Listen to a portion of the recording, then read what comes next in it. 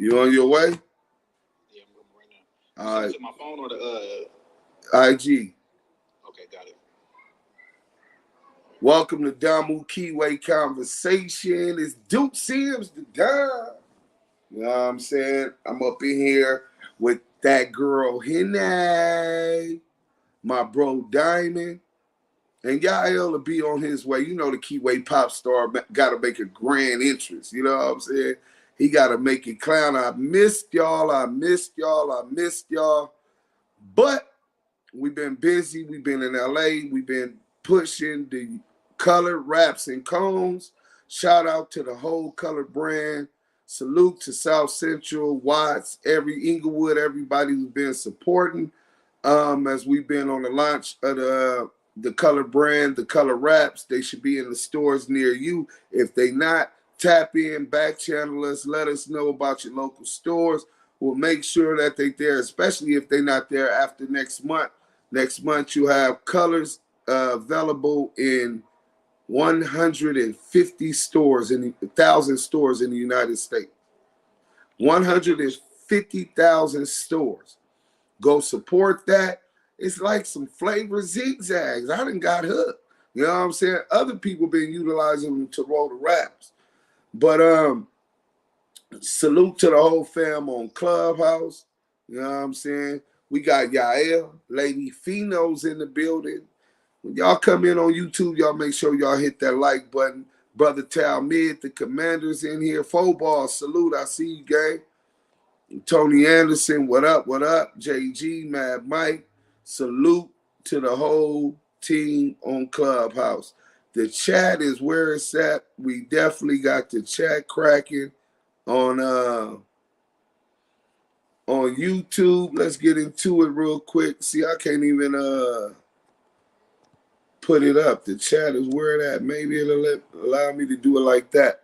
Makita Exotic Soul, salute. She said that money grip. Sherman, what up? Megan Davis, can I post? I can't take credit for that quote. That quote comes from a guy named Misplaced Loyalty.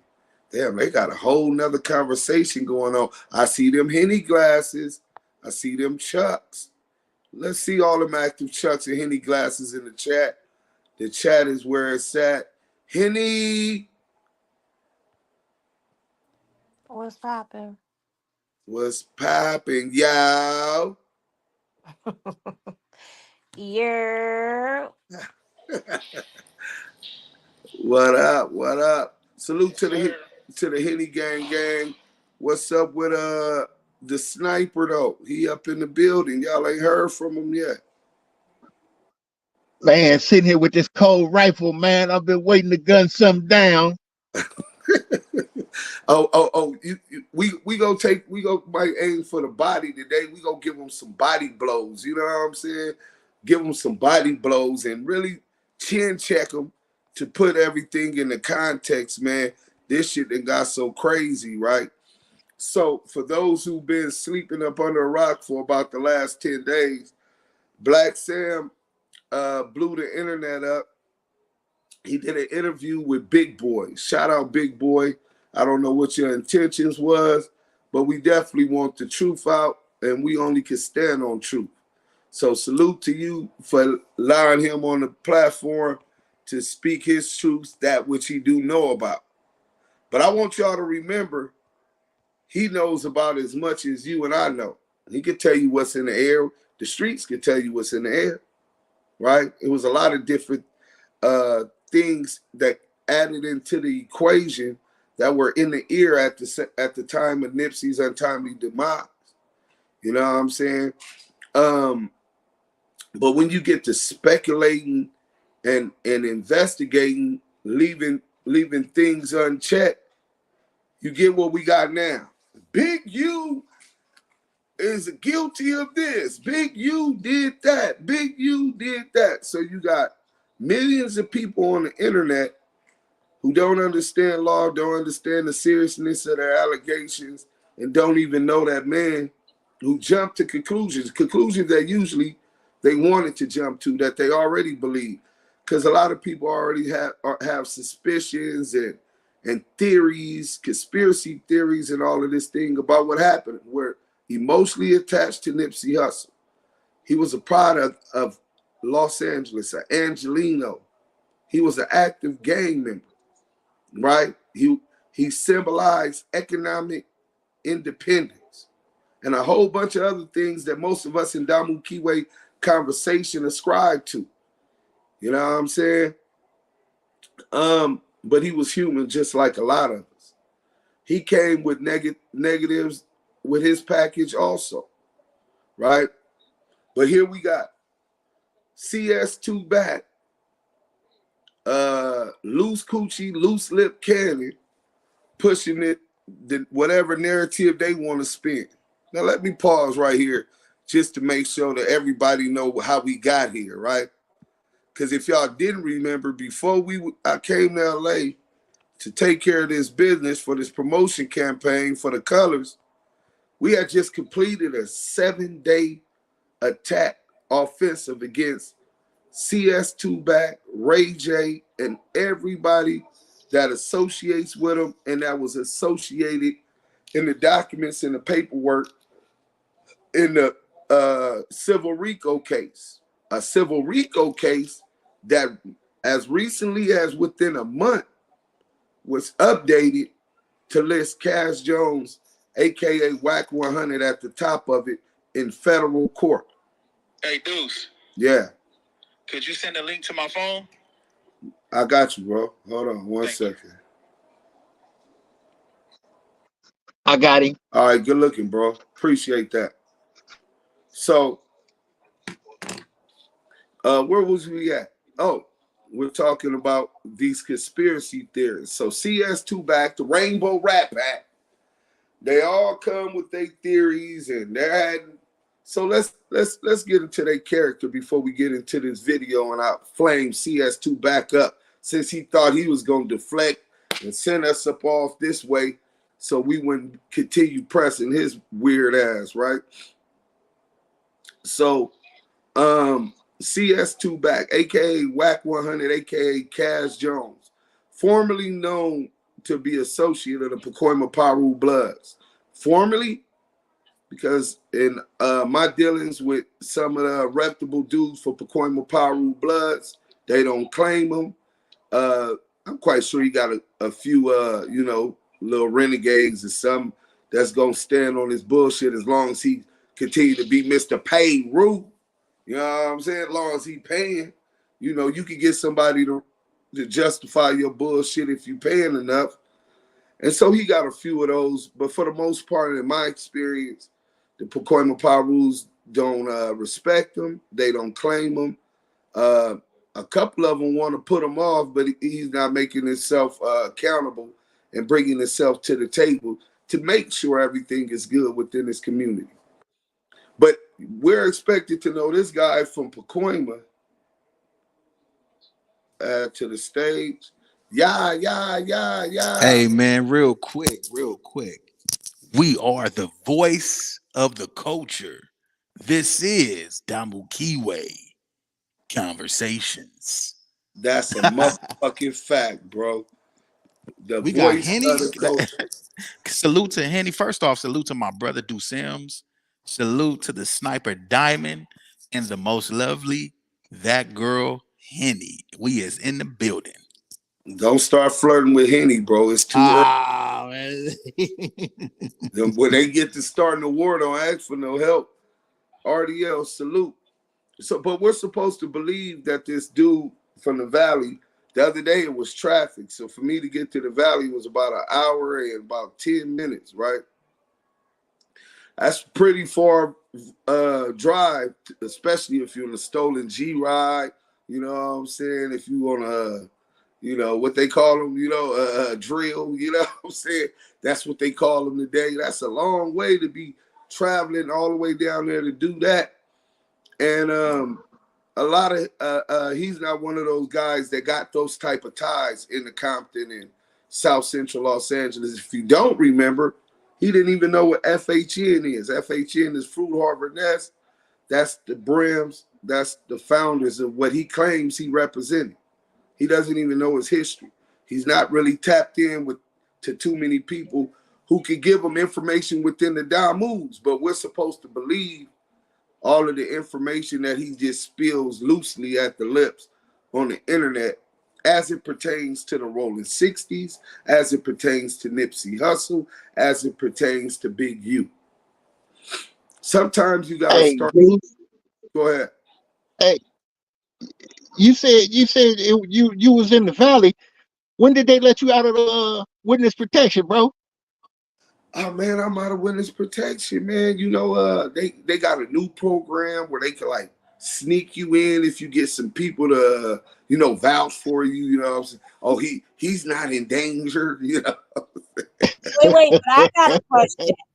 Because I thought you wasn't allowed to come back. I thought somebody was supposed to be, you know, putting some hands or something on you if you step foot back in the city. Wait, where did you hear that at? On the internet? Yeah. Oh yeah, that's why. You know what I'm saying? People can say anything on the internet. It's like the art. People come to the internet to be all they can be, man. You know what I'm saying? And you gotta let them be great at it. You know what I'm saying? You can't take the internet seriously. But then we can talk about loose coochie, loose lip, loose bowels Cannon, right? Oh, he's bathing in the clout. You know, he's one of the coldest clout chasers in the history of this internet shit. So Wait, Deuce. yeah. Not even the real. And he's not even a real loose cannon. Shout out to the real loose cannon. Hey, niggas gotta come with real ammo, bloody. I ain't gonna lie, real is real. Let me see what y'all holler about. Hey, mute up, bro. So me and the me and the Henny gang, we decided we're gonna call him Loose Coochie Ashley because that's his middle name. Yeah, Ashley. He always talking about sweetheart. That's because his middle name Ashley. You know what I'm saying? Hey, but yeah, let's give a shout out to the sponsors, and then we gonna let Henny bring us in with the first video, and we gonna break some shit down before we get into the meat and bones of why the fuck we here today. Man, 100%, man. If y'all don't know, man, y'all in one of the hottest rooms on YouTube and one of the hottest lives on YouTube. This is Damu and Kiwe Conversations. And we're going to give a quick shout out to our sponsors, man. This is some of the hottest content that You all right?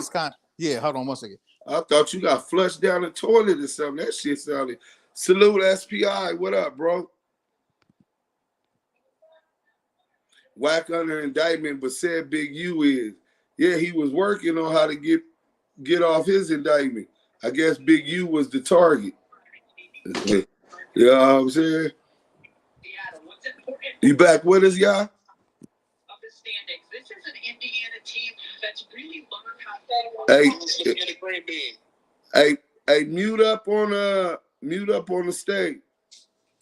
I didn't know if somebody was talking or if you was showing a video, bro. So I didn't want to say somebody nothing. had that open mic on the stage. I don't know what's up with the moderators. So y'all got to regulate that, bro.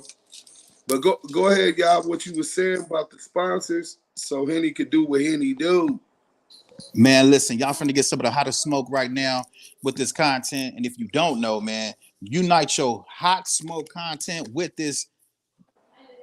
Can you guys hear me? Yeah. Okay.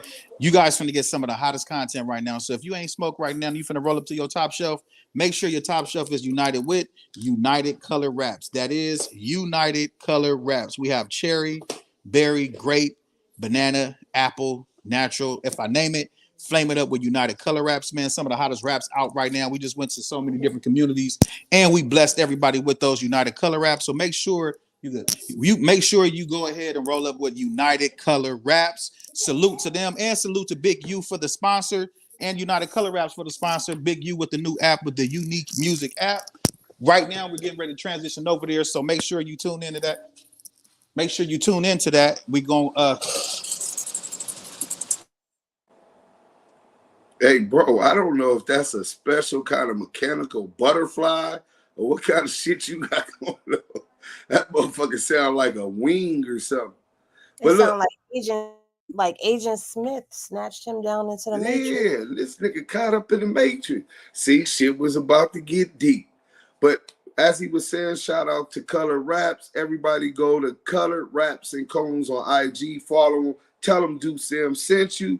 The Heartbreak Kid with a super chat, $4.99. Salute, Heartbreak Kid. And we finna get into the content. I see we having more technical difficulties. Let's go, Henny. What you need?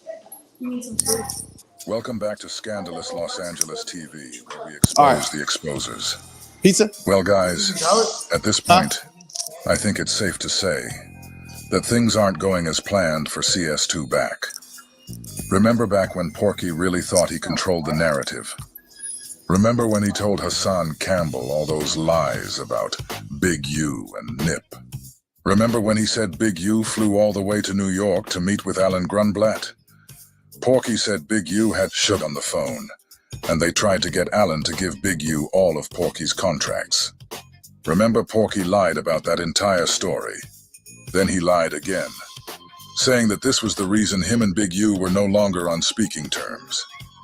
He did all that to hide the real reason Big U fell back from him.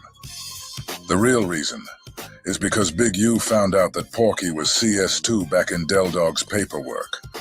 You guys remember when Porky lied, accusing Deuce M's of being a rat and saying he got the work to prove it? You guys remember he said that and still hasn't provided the work. When Porky was doing all those things I just mentioned, do you guys think he thought he would be where he is today, waving the white flag? In today's episode, you're gonna hear Deuce M's in rare form as he tears CS2 Back's ass off the bone. Yo, Wack, what's good, man? My nigga Bullets and Gun Smoke got it. Talk that shit, gang. I want to say salute to everybody in the room, man. We gonna get into this shit with Hocus, man, being a crime stopper, and dudes is not feeling him out here putting out false news, and then you know he done. Why you ain't talk about this bitch ass nigga striking pages, then waving the white flag? Oh, who's striking pages, homie? CS2 Back. Hey, yo, Wack on the stage, nigga. Why you talking shit, bro? His bitch ass waving white flags. Nigga. How he waving white flags? I don't think Wack he squashed it with Brick Baby. The shit's on no jumper. Trying to squash it with Big Brick Baby, then tell Brick Baby, hey, tell Big U, now, man, when Wack get off that mic, don't say nothing. And all that. Nigga, just begging to your daddy for bitch ass, rat ass nigga. You a disrespect to the beat, nigga. Come get your put on.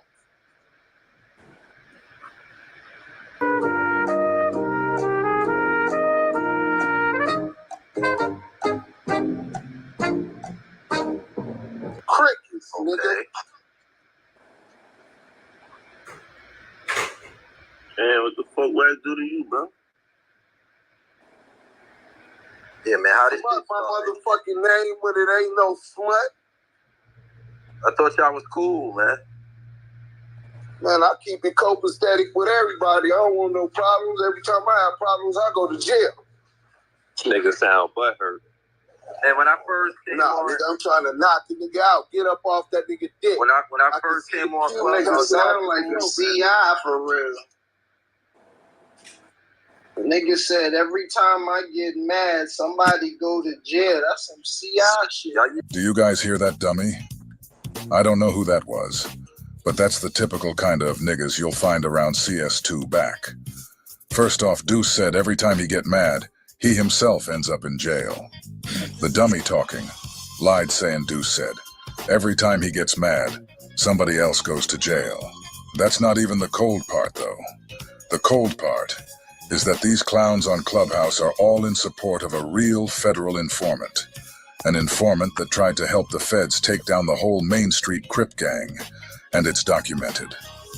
Funny part about the New York niggas in Thotty Gotti's Clubhouse room is they all saw CS2 Back lie on Jim Jones and produce some fake paperwork on him. Then it turns out that Porky got paperwork on him, and that he's CS2 Back. And with all of that, them New York niggas are still kissing CS2 Back's ass. To be cool, dude. Yo, what up? What up, Gotti?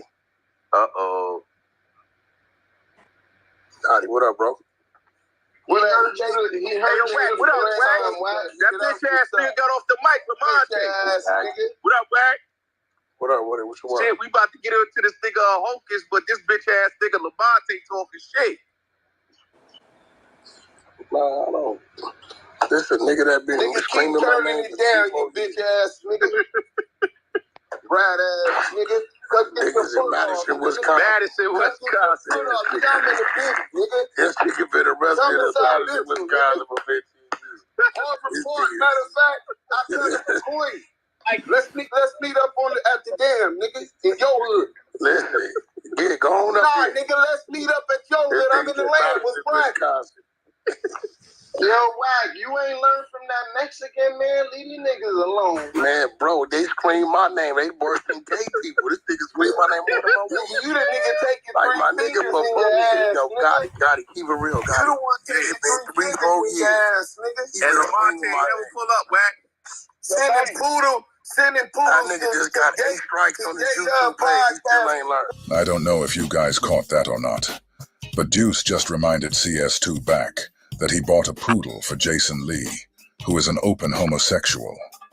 I thought men bought little poodles for their women, or maybe their daughter. When was the last time one of you guys bought your gay male friend a poodle? If one of your homeboys went out of his way to bring you a pet poodle he just bought you, what would you think about that friend? He ain't learned. He already got 8 strikes on his YouTube page. Still ain't learned. A weird ass nigga, bro. Well, you weird as shit. Squeeze my name. Go get your paperwork, nigga. That statement you made. We all know you do fake paperwork. I didn't say that. That nigga's a clown, Wack. I don't even talk. You made a statement in Grand Canyon. How you that, bro? If it's that much on, why you want to talk to me? Why you saying anything anyway to the fans, nigga? You in LA, even in the street, bro. If it's that on, bro. Wait, hold on. So both you niggas in you ain't outside. Crash out, nigga. Yo, just know he live in Madison, Wisconsin. That nigga ain't from Madison 15 years. That nigga 50 minutes away from LA, nigga. He lives in Madison, Wisconsin. But I'm in the bitty, nigga. Pull up to your hood, the damn, nigga. Ain't on it. So why you say angry, homeboy? Why you say angry, homeboy?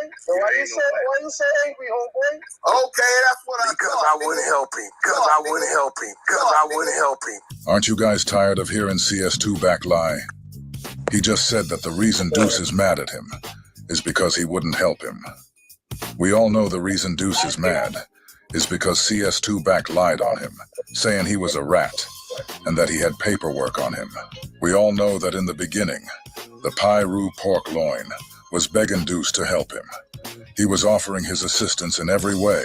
It was Deuce who refused Porky's help. Wait, Monte, look, bro, you sound like you very intelligent. You a stand-up nigga, and you got what it take to move the way you want to move. Everybody can't do that. Monte, look, bro, you sound like you very intelligent. You a stand-up nigga.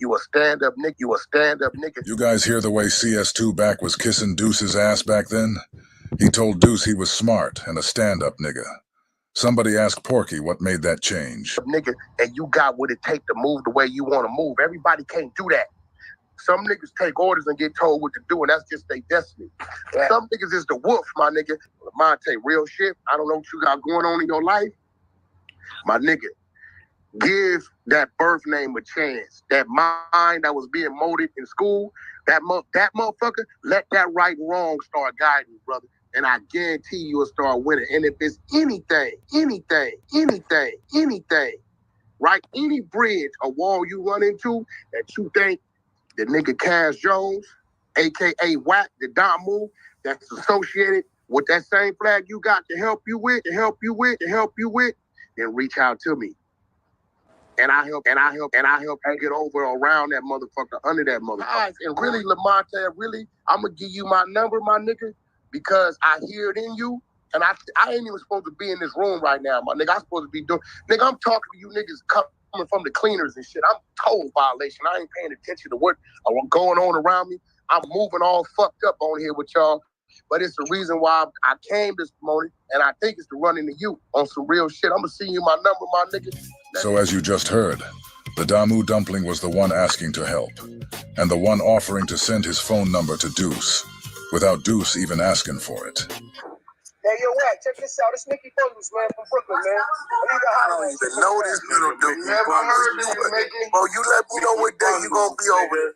Hey. You gotta know who I am. All you gotta do is let me know. I bet you would die that day. Bet you would die that day. Bet you would die that day. Yo, Wack, chill out, man. You a grown man. You gotta set grown man precedents, man. Yo, this nigga is weird. He's screaming my name, bro. If you go look at this channel, stop helping this cowboy. We don't hold hands with busters, nigga. We not doing none of that, bro. We grown. I just came up. This nigga screaming my name. Yo, got it. It's too many grown men. Nah, hold on. Lamont out the room. Hey, bro, listen.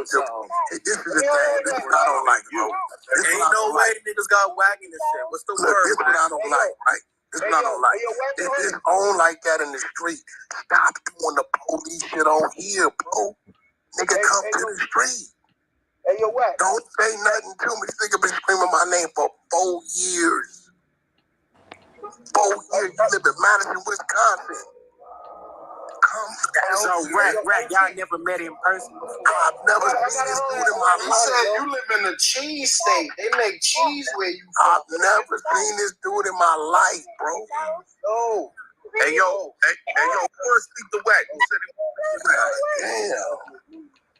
Look, y'all niggas opening the door for fan behavior.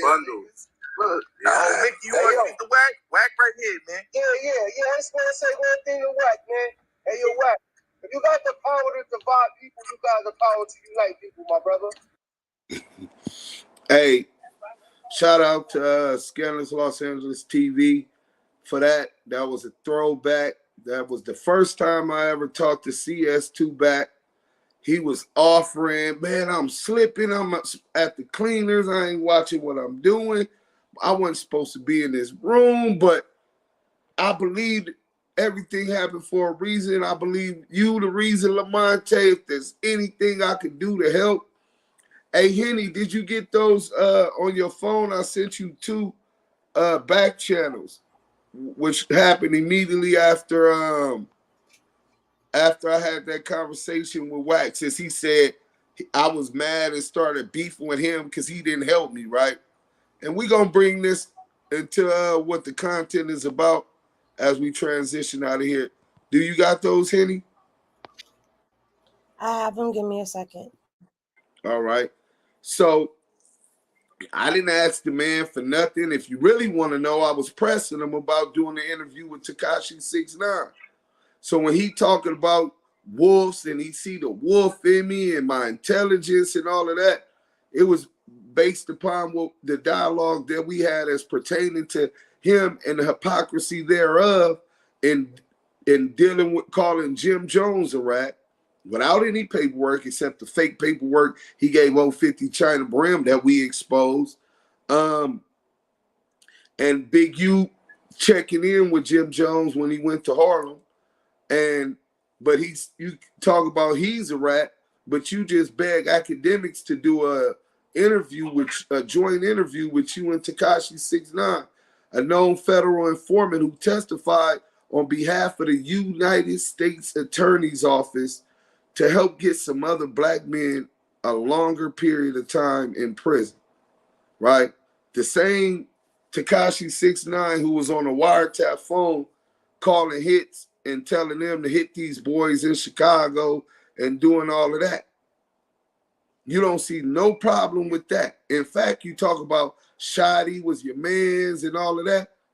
Well, I see Tekashi 6ix9ine, he's a father and all of this shit. Well, he took the right to be a father. He helped to take the right to be a father away from men that entrusted him and that he called his brother for whatever reason. But you ain't got no issue with that, and you got that as Damu's. We not for that. And you got selective politicking. Niggas do shit behind closed doors.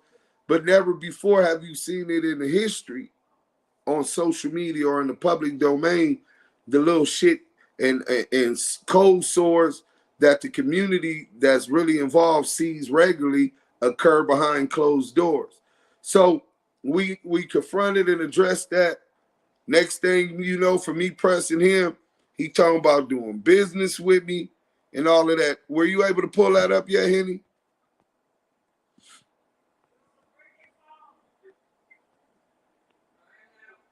Well, she's still getting to it. Yael.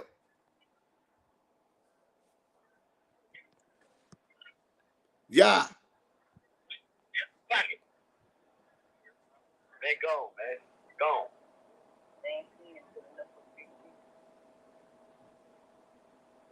Yeah. Everybody hit that like on the way in.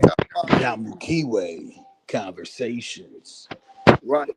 So tell me this, CS2 back.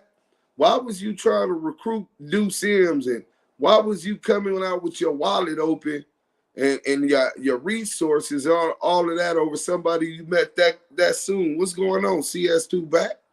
I'm the payroll. I was trying to buy you. Nah, nigga, some things ain't got, it's priceless, bro. You know what I'm saying? And I consider my loyalty priceless. You can't put a price on that. You know what I'm saying? Well, everybody got a hey, Chuck, everybody got a price. And you got a price on you, sir. Hey, I got a price on me. You heard what I said. Hey, look, bro. Obviously, you wasn't able to find it because I don't fuck with your rat ass. You know what I'm saying? We waiting on this other what content that's pertinent specifically to this before we tackle this Blacc Sam situation. Thanks everybody for sharing. I see the Henny glasses and thing. Big U, Lil Ben say Big U. Yeah, Big U what? Dudes don't call come here blood at all. Don't call come here blood at all. Don't call her. Oh, they politicking in the chat. I guess they got girlfriends and boyfriends and all kind of freak friends all in the chat. But no, CS2 back, really, seriously, bro. I seen the way that you was moving, fucking with these rats. I don't know no real active Damus and niggas that got it in their heart that do that. Only people that do that type of shit is those who's been wishing they could do that. And now the shit's a lot more watered down. They take advantage of that. You know what I'm saying? Monique Hill say, got all those bloods locked up. Taki hot sauce. Yet that MF fucked with them. Motherfuckers better wake up. Infiltration is real. Do you see it? No, you don't see it. Wait a minute. It's not showing up.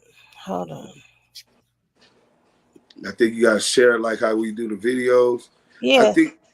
I think CS2 spearheaded that New York blood takedown to get close to the rap boy. Hey, Due Sims, hey, listen. Hey, I got the, hey, listen, nigga. Hey, you and Niche. Hey, Niche, let me tell you something.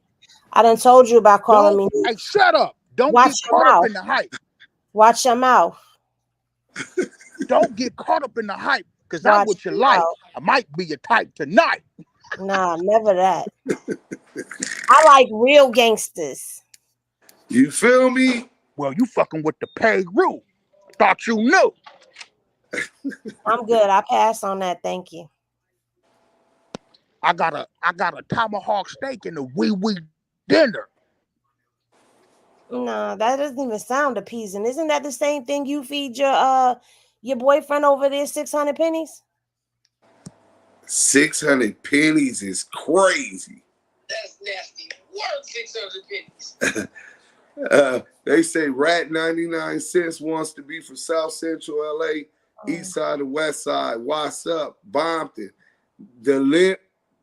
What is that? The Wood, Linwood. Oh, so the Wood being Inglewood, Linwood, and Hawthorne. He ain't cut out to be from them reputable places. OG Lalo Root, salute, man. That's a hell of a motherfucking point. You know what I'm saying?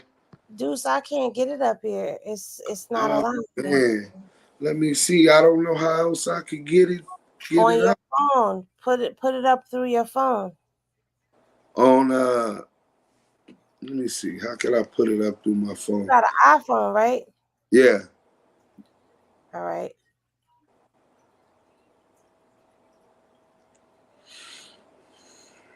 Let me see.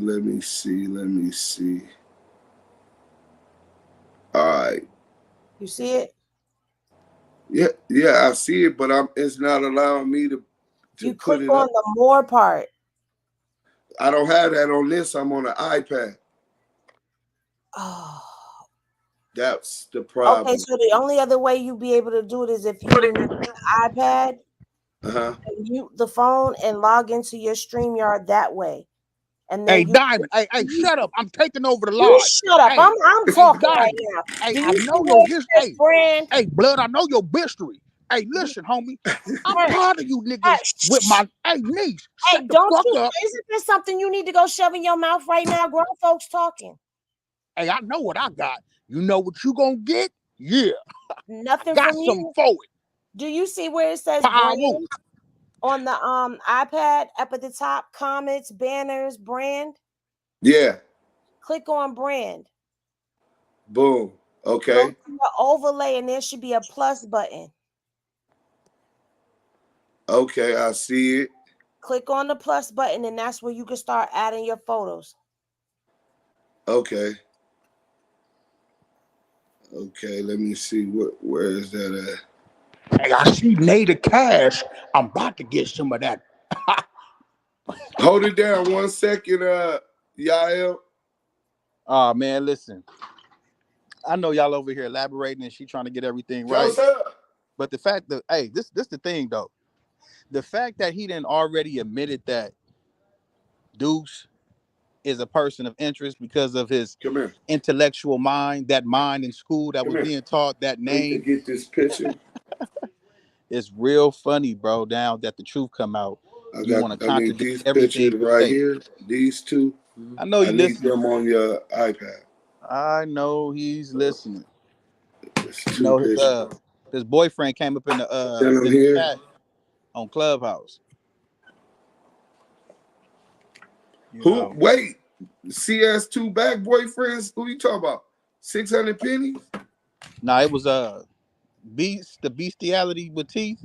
Yeah, it was. Oh yeah, that's his. I don't know who's the power bottom and who's not, right?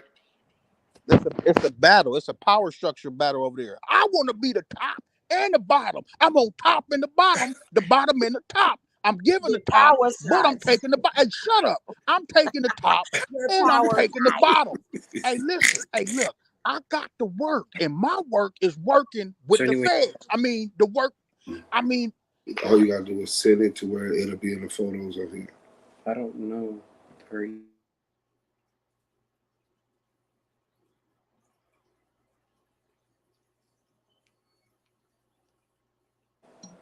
We got that other video, because we could be watching that while it goes.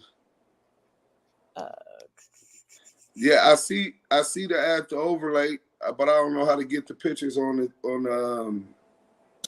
the thing. Let's go. Diamond. Yes, sir. Ah, man, we went through technical difficulties.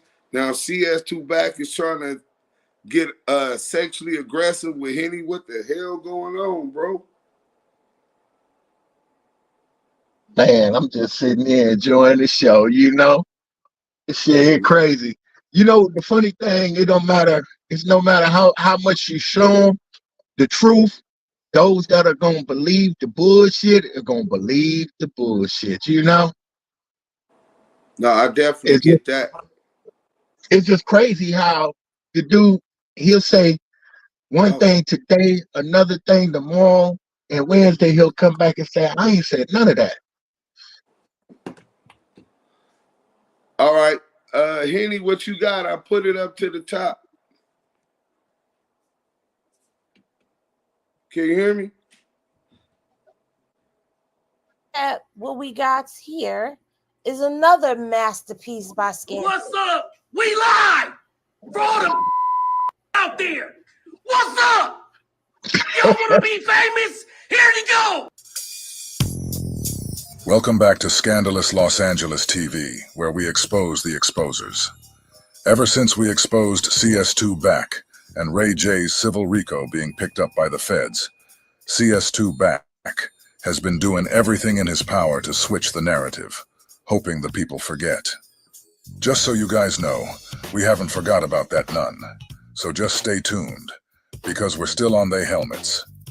Today, we're just going to be highlighting some more of the pamper-pushing, Porky Pie-Roo police officers lie snitching. In this episode, you're going to hear the Damu dumpling implicate Big U in a fake extortion plot that Porky says was used to get him closer to the rapper T.I. Didn't have the entertainment shit. Mac gave him a few plugs. I gave him a gang plug.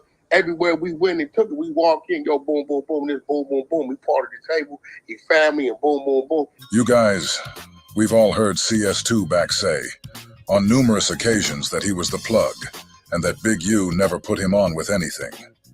That's pretty much what you're hearing him go into right here. He said Mac gave Big U a few plugs, and he said that he himself gave Big U a whole bunch of plugs. Let me ask you guys this question. Let's say you were in the dope game, and you're the plug.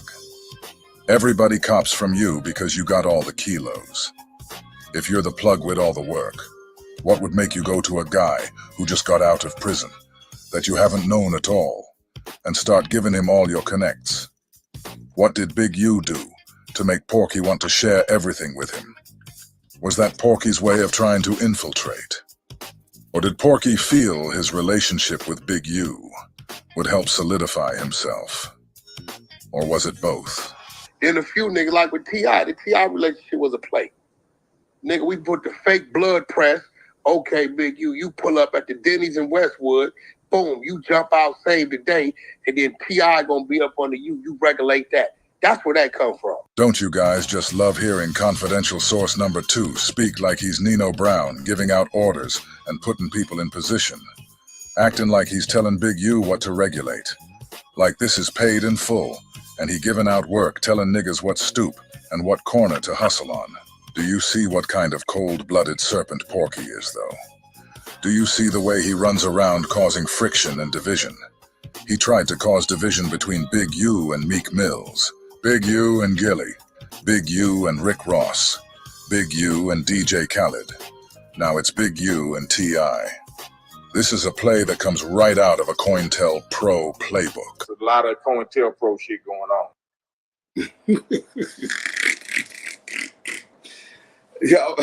Y'all want to break that down?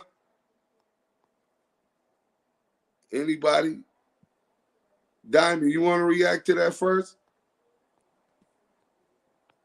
Yes, sir. Yes, sir. Huh? Yeah, but you know, it all boils down to any type of relationship that draws thing to have with anybody in the entertainment industry that this dude can't touch. He's hell bent on destroying, but he can't. You know what I'm saying? Any relationship that he built on his own. You know what I'm saying? This dude just want to be a part of anything and everything that man do. Sound obsessed. Yeah, it's like that's what I'm about to say. It's like an obsession. Every day he wake up, the first thing out that man's mouth is Big U. Out of his whole crew, all of them, every single day. If you look at them dudes' pages, every single day, them dudes dwell on nothing but Big U. Facts. I think we lost Yael. Man, we've been having a whole lot of issues. First, the other computer laptop. Man. Then this one. CS2 Back probably got the feds fucking up your Wi-Fi. I got the tape.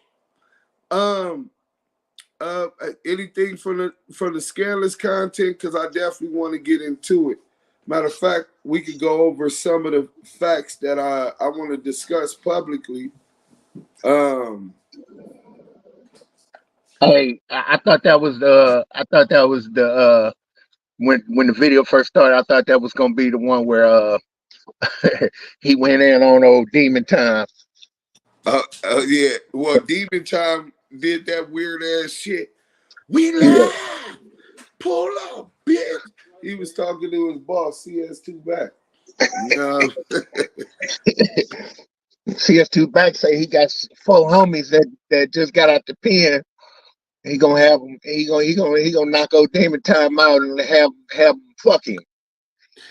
Well, over 1 million people already seen the Blacc Sam interview, and Blacc Sam didn't even say anyone's name, right?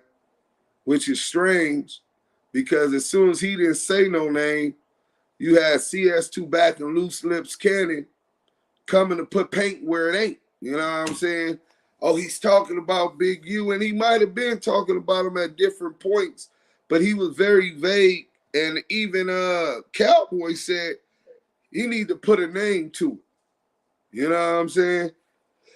So not only were they discussing and reinvestigating Nipsey Hussle's murder and his untimely demise, but they started investigating and speculating about what happened in the death of Facts, both the Facts, right? They started putting paint where it ain't, talking about Draws got knocked out. Big U got put on his back pockets by both the Facts. This is what they come up with based upon their reaction to what Blacc Sam was talking about.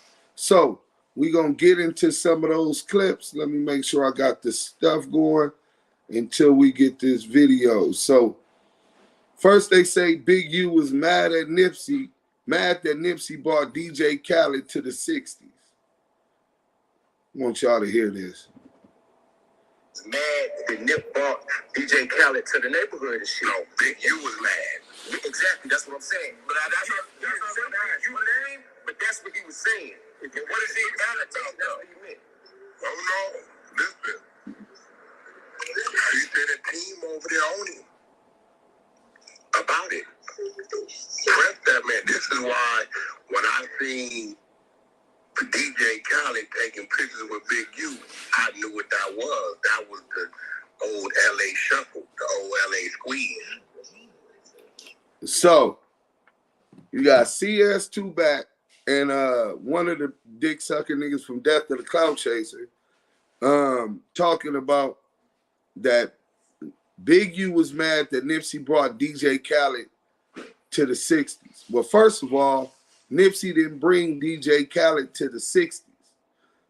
The video shoot was in Inglewood and the Queen Streets. John Legend and DJ Khaled had already did their verses. Nipsey refused to do his verse and his part in Inglewood. So he told DJ Khaled, the directors, and all of them to go to Crenshaw and Slauson. They get pull up in limos and all of this stuff and into the parking lot, and they were approached by some active members. Who y'all here with? Nip wasn't with them at that point, right?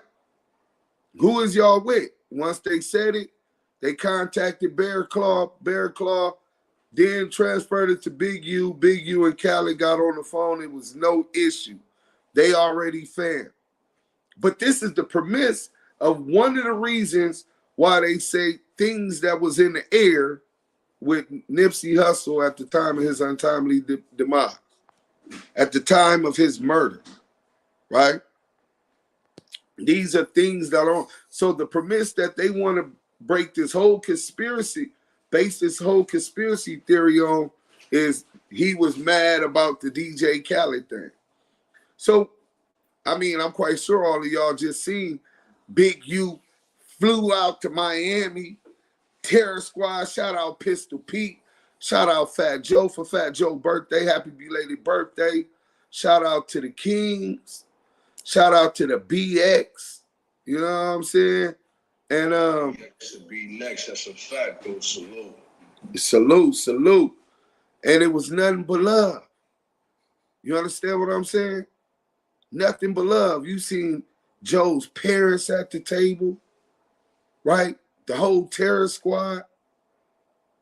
But based on y'all conspiracy theory and the conspiracy theory of the Rainbow Rat Crew, this is one of the reasons why y'all should be believing that Big U has something to do with Nipsey's death, right?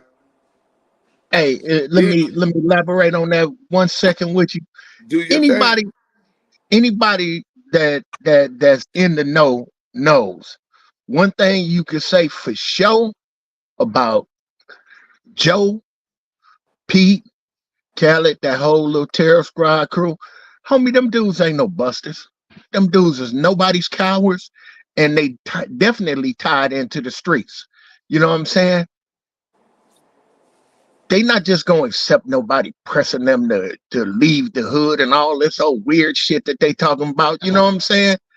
And it never happened. You know, it never happens. And this, for something to take place in the 60s, you know for sure, it's a guarantee. Loose Coochie wasn't over there. That nigga is not out the 60s like that. Bro, that dude is from Inland Empire, bro. Exactly. He was nowhere around there.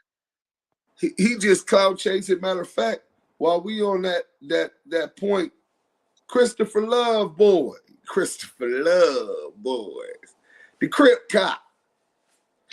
Put that on your dead mother and your dead father, that you wasn't the one that took the bat out of Nipsey father's hand, that you weren't the one that put your hands on Blacc Sam. While y'all over there acting like y'all are friends now, right? Was Loose Cannon there? Put that on your dead mama, put that on your dead father, that Loose Coochie Cannon was there when they approached the limos and all of that stuff, inquiring who they were and what they was doing over there. Pulling up gang thick, right? Because didn't nobody know that they were going to shoot a video over there that day. The video was supposed to be shot in Inglewood and the Queen Street, till Nipsey refused. So, I mean, 600, is you going to bang that? You know damn well that Inland Empire baby boy wasn't out there on no front line. He just cloud chasing and try to attach his name to greatness. Associate yourself with Khaled. Just same way he tried to associate himself to Nipsey. Nipsey called me, told me I'm next. I need to carry the torch. Yeah, you with us? On 6-0. Listen, sweethearts. I told y'all it's over. It's over. I'm bending over. It's over. Damn. Bro, I ain't gonna hold you, bro. The fact that the nigga lied about all of this stuff and still lying to people, just like believing the narratives that he shared because of his dad coercing him just like he did on No Jumper, bro. I can smell a script a mile away, bro. I can smell an actor in the script a mile away. Now, do they act real good? Of course. Have I ever been duped to a degree? Yes. You know what I'm saying? But this shit right here, bro, they not gonna do no research, bro. They just gonna believe all the bullshit these clowns are saying, and it's just sad, bro. Smutting a man's name that had nothing to do with nothing. Well, they mostly invested, bro. And so essentially they're gonna believe what they want to believe anyway. No matter if right now, if we brought Nip back from the dead right now, and he said, Big U had nothing to do with it, that's Big Bro. I love them. I just re-signed a management agreement with him and Steve Lobel. People still say, nah, Big U pressing him. You couldn't tell the way that he was looking. He pressing him from the graveyard. Wow. You understand what I'm saying? And, and it's what they say, fans is short for fanatics. You know what I'm saying? So caught up into their emotional attachment to Nipsey greatness, his music, what he stood for and symbolized for melanated Black men and Black people, economic independence, and all of these great things, the STEM research, healthy eating, dietary habits. These are coded. and the schools from within his community. The things that he did, people are attached to that, and it's hard for them to let go. Real quick, Deuce, we got a super chat. Did you read it? Getting to it right now. Hold on. It's Rashad J4, Blacc Sam and his team tapped in with Little Rose, not Big U. And that's a $6 super chat. I don't know what the edification of that is. Are you trying to say that he tapped in with Little Rose instead of Big U? I don't know. I think that's what he said. I think that's what he said. Blacc Sam and his team tap in with Lil Rose, not Big U. Well, I'm glad that you mentioned Rico the Rat Rose, and that they tapped in with them, because maybe you see something I don't see. I'm just trying to build off what you said. Let's go to this real quick. I heard that shit. When Blacc Sam and Big U already into it? No, Blacc Sam was into it because of what he did with his brother. I'm not sure y'all heard that. We gonna go back into that one more time. Pay attention. Yeah, nigga. Facts, I heard that shit. When Blacc Sam and Big U already into it? Blacc Sam was into it because of what he did with his brother. Okay. So was Blacc Sam and Big U already into it? And he said, no, Blacc Sam, they talking about facts. Both the facts. Since we talking about Rico the Rat Rose, right? They talk about both the facts. And they said, was Big U already into it with both the facts?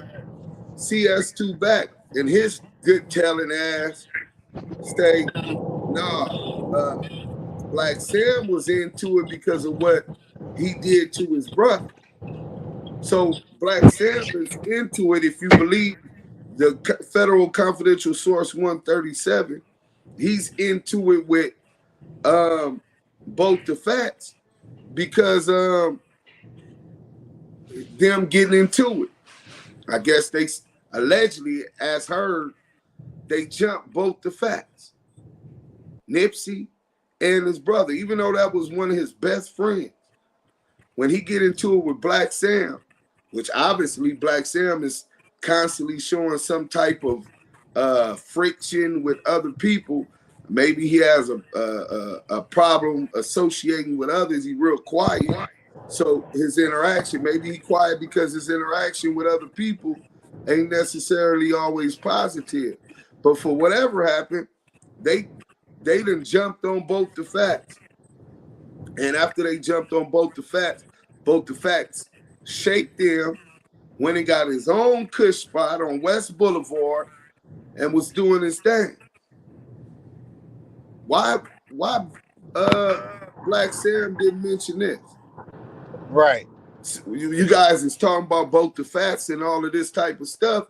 While you bringing up theories, don't tell us half truths and whatever. Why didn't you bring these facts to the table? I'm quite sure you want to explain to us why he felt the need, both the facts felt the need to go get his own cush spot. Obviously, it was some kind of disagreement of some sort. Did it lead to physical violence?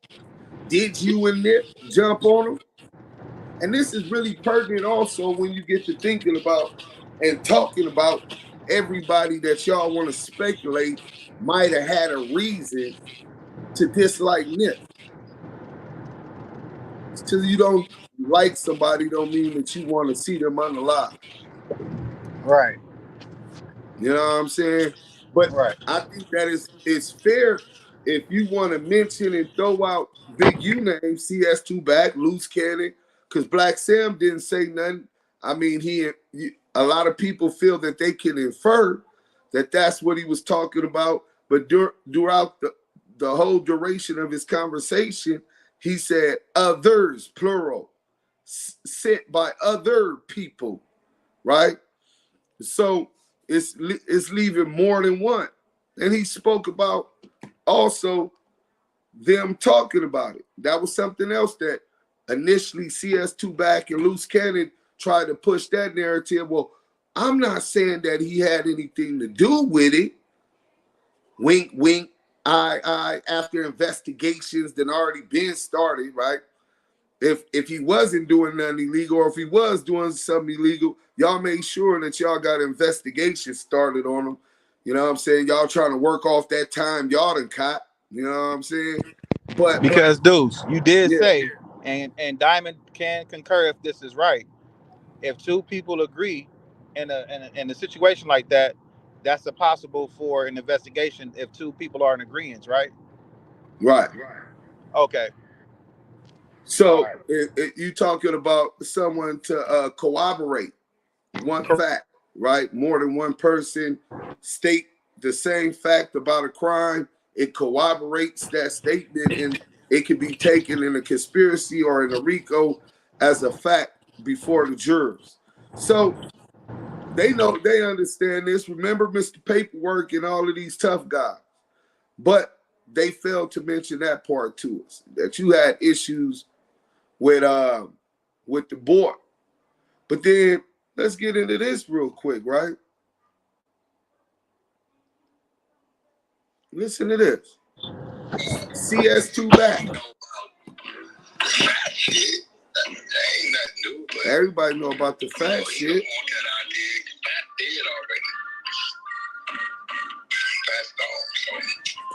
Ain't no reason lie about it happening. That's it. Nigga, just like they beat you down, nigga, at the club. They beat your ass down at that club. They got you leaving the block, kids crying and all kind of shit. No, they trying to put that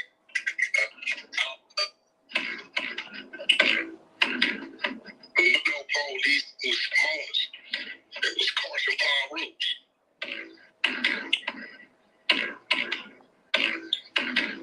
You know, shit happens.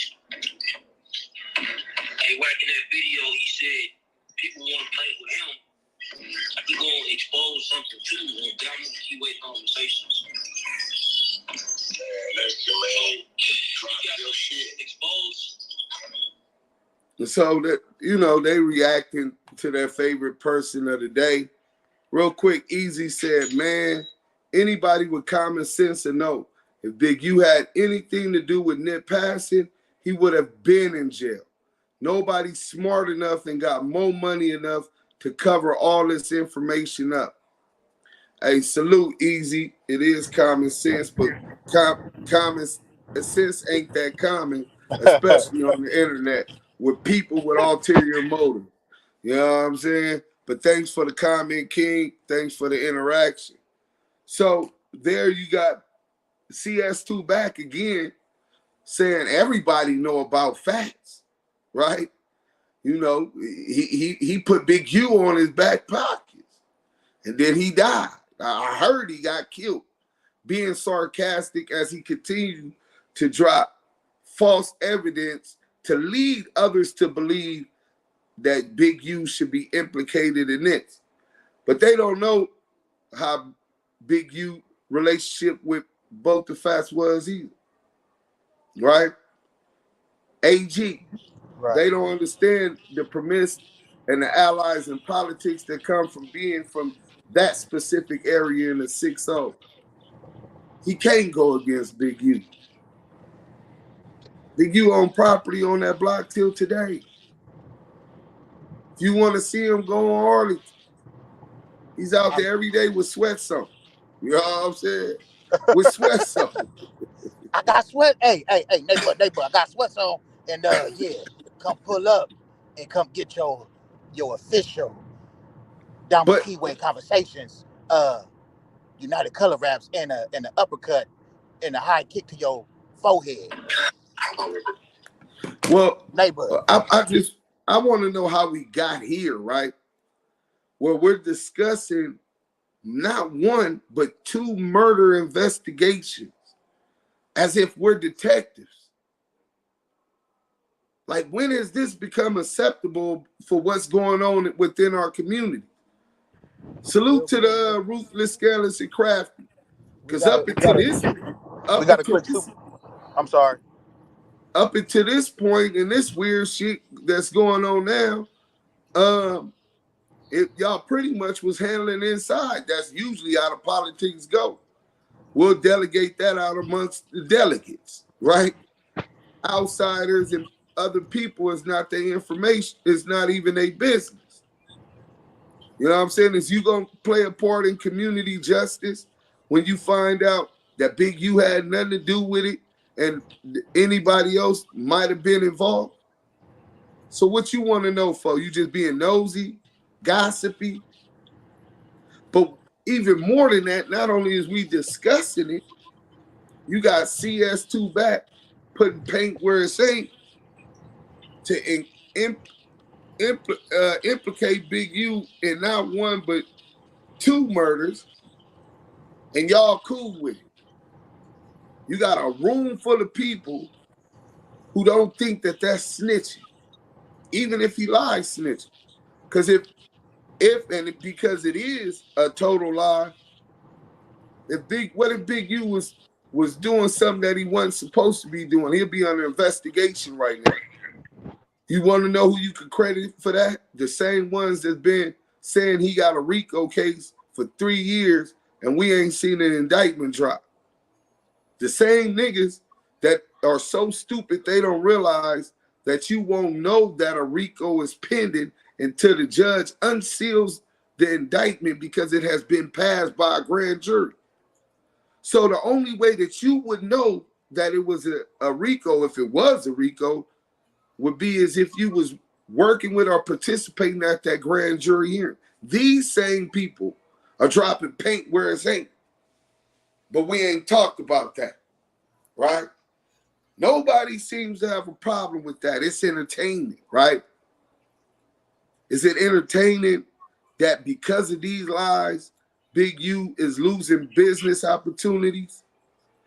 People that love Nipsey Hussle associating him with that? Is it just entertainment that his family gets threats from these crazy conspiracy theorists in the name of y'all entertainment? See, this is the part and the elements that y'all being so loosey-goosey, willy-nilly, talking about what happened with a murder. These are the repercussions that come with that. You know what I'm saying?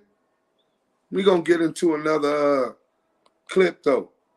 I'm just wondering how I ain't heard nobody talking about these rat-ass niggas and the rat shit these niggas doing. Nah, fact. We got a super chat, dudes. We got a... Let's get to it. Real quick, we got Tiffany Schneider with the Henny gang and the Damu and Kiwe conversation. I don't understand the other stuff, but it's Henny gang and Damu and Kiwe, hashtag whack, not a blood, Damu Paru moving, Sue Woo. Okay, she whooping. Whoa, you know what I'm saying? But appreciate the $2 super chat. We appreciate that, and on the behalf of the Damu Kiwe conversations and that girl Henny with the Henny snipers, bless you, thank you, and appreciate everything that is given. Damu Kiwe conversations. All right, let me get into this. Brick was inside the car with a straw hat on. I think it was something like a Oreo thing. Straw hat. He was arguing with Cowboy. Y'all remember that? Where he said, hey, you know better than to talk on that situation because you know that's serious business. Y'all remember that?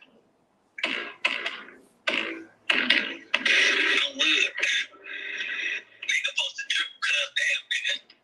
I'm 6'7". R.I.P. Fats, nigga. I'm 6'7". Don't tell nobody about the round the tail, nigga. I'm 6'7". Don't tell Cowboy about the fat shit because he'll fuck around the tail. Why are they telling you, my boy, at this point? This is insane. There you go. There you go. Back to the, yeah, let me get back to the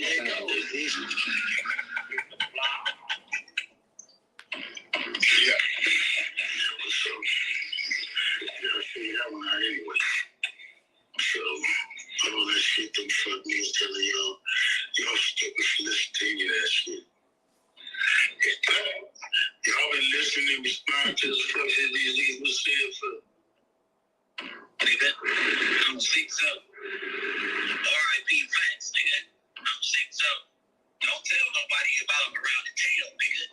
I'm 6'0". Don't tell Cowboy about the facts shit, cause he'll fuck around the tail. I'm good.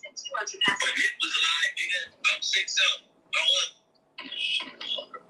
The last, what, this 6-7 years, why you gonna spend no longer than that? So, here you got Brick talking about, don't be talking about this, talking to whoever he was talking about or talking to, I don't know. But at the same time, go back to what I just told you. Here you got CS2 Back and Loose Cannon making sure that they throw all of this out. I thought it was names had been changed to protect the guilty. Now it seems like the names stay the same to indict the guilty. You know what I'm saying? It seemed like some names that we never heard of. Maybe not y'all. You know what I'm saying? Most of y'all haven't heard of. People's is dropping these names. What people? 137 confidential source 2 Back. Everybody make sure y'all hit that like button. If you're on Clubhouse, share. And then listen to CS2 Back on this one. We got a video coming up from Scandalous Los Angeles. Right. And we gonna really cut. He ain't talked about he wasn't in town when Nipsey got killed. Now, you ask any street nigga in here, first rule of thumb that a nigga gonna do when the do is gonna get done is the first thing a nigga gonna do is be somewhere. So for this nigga, this is why he's stupid.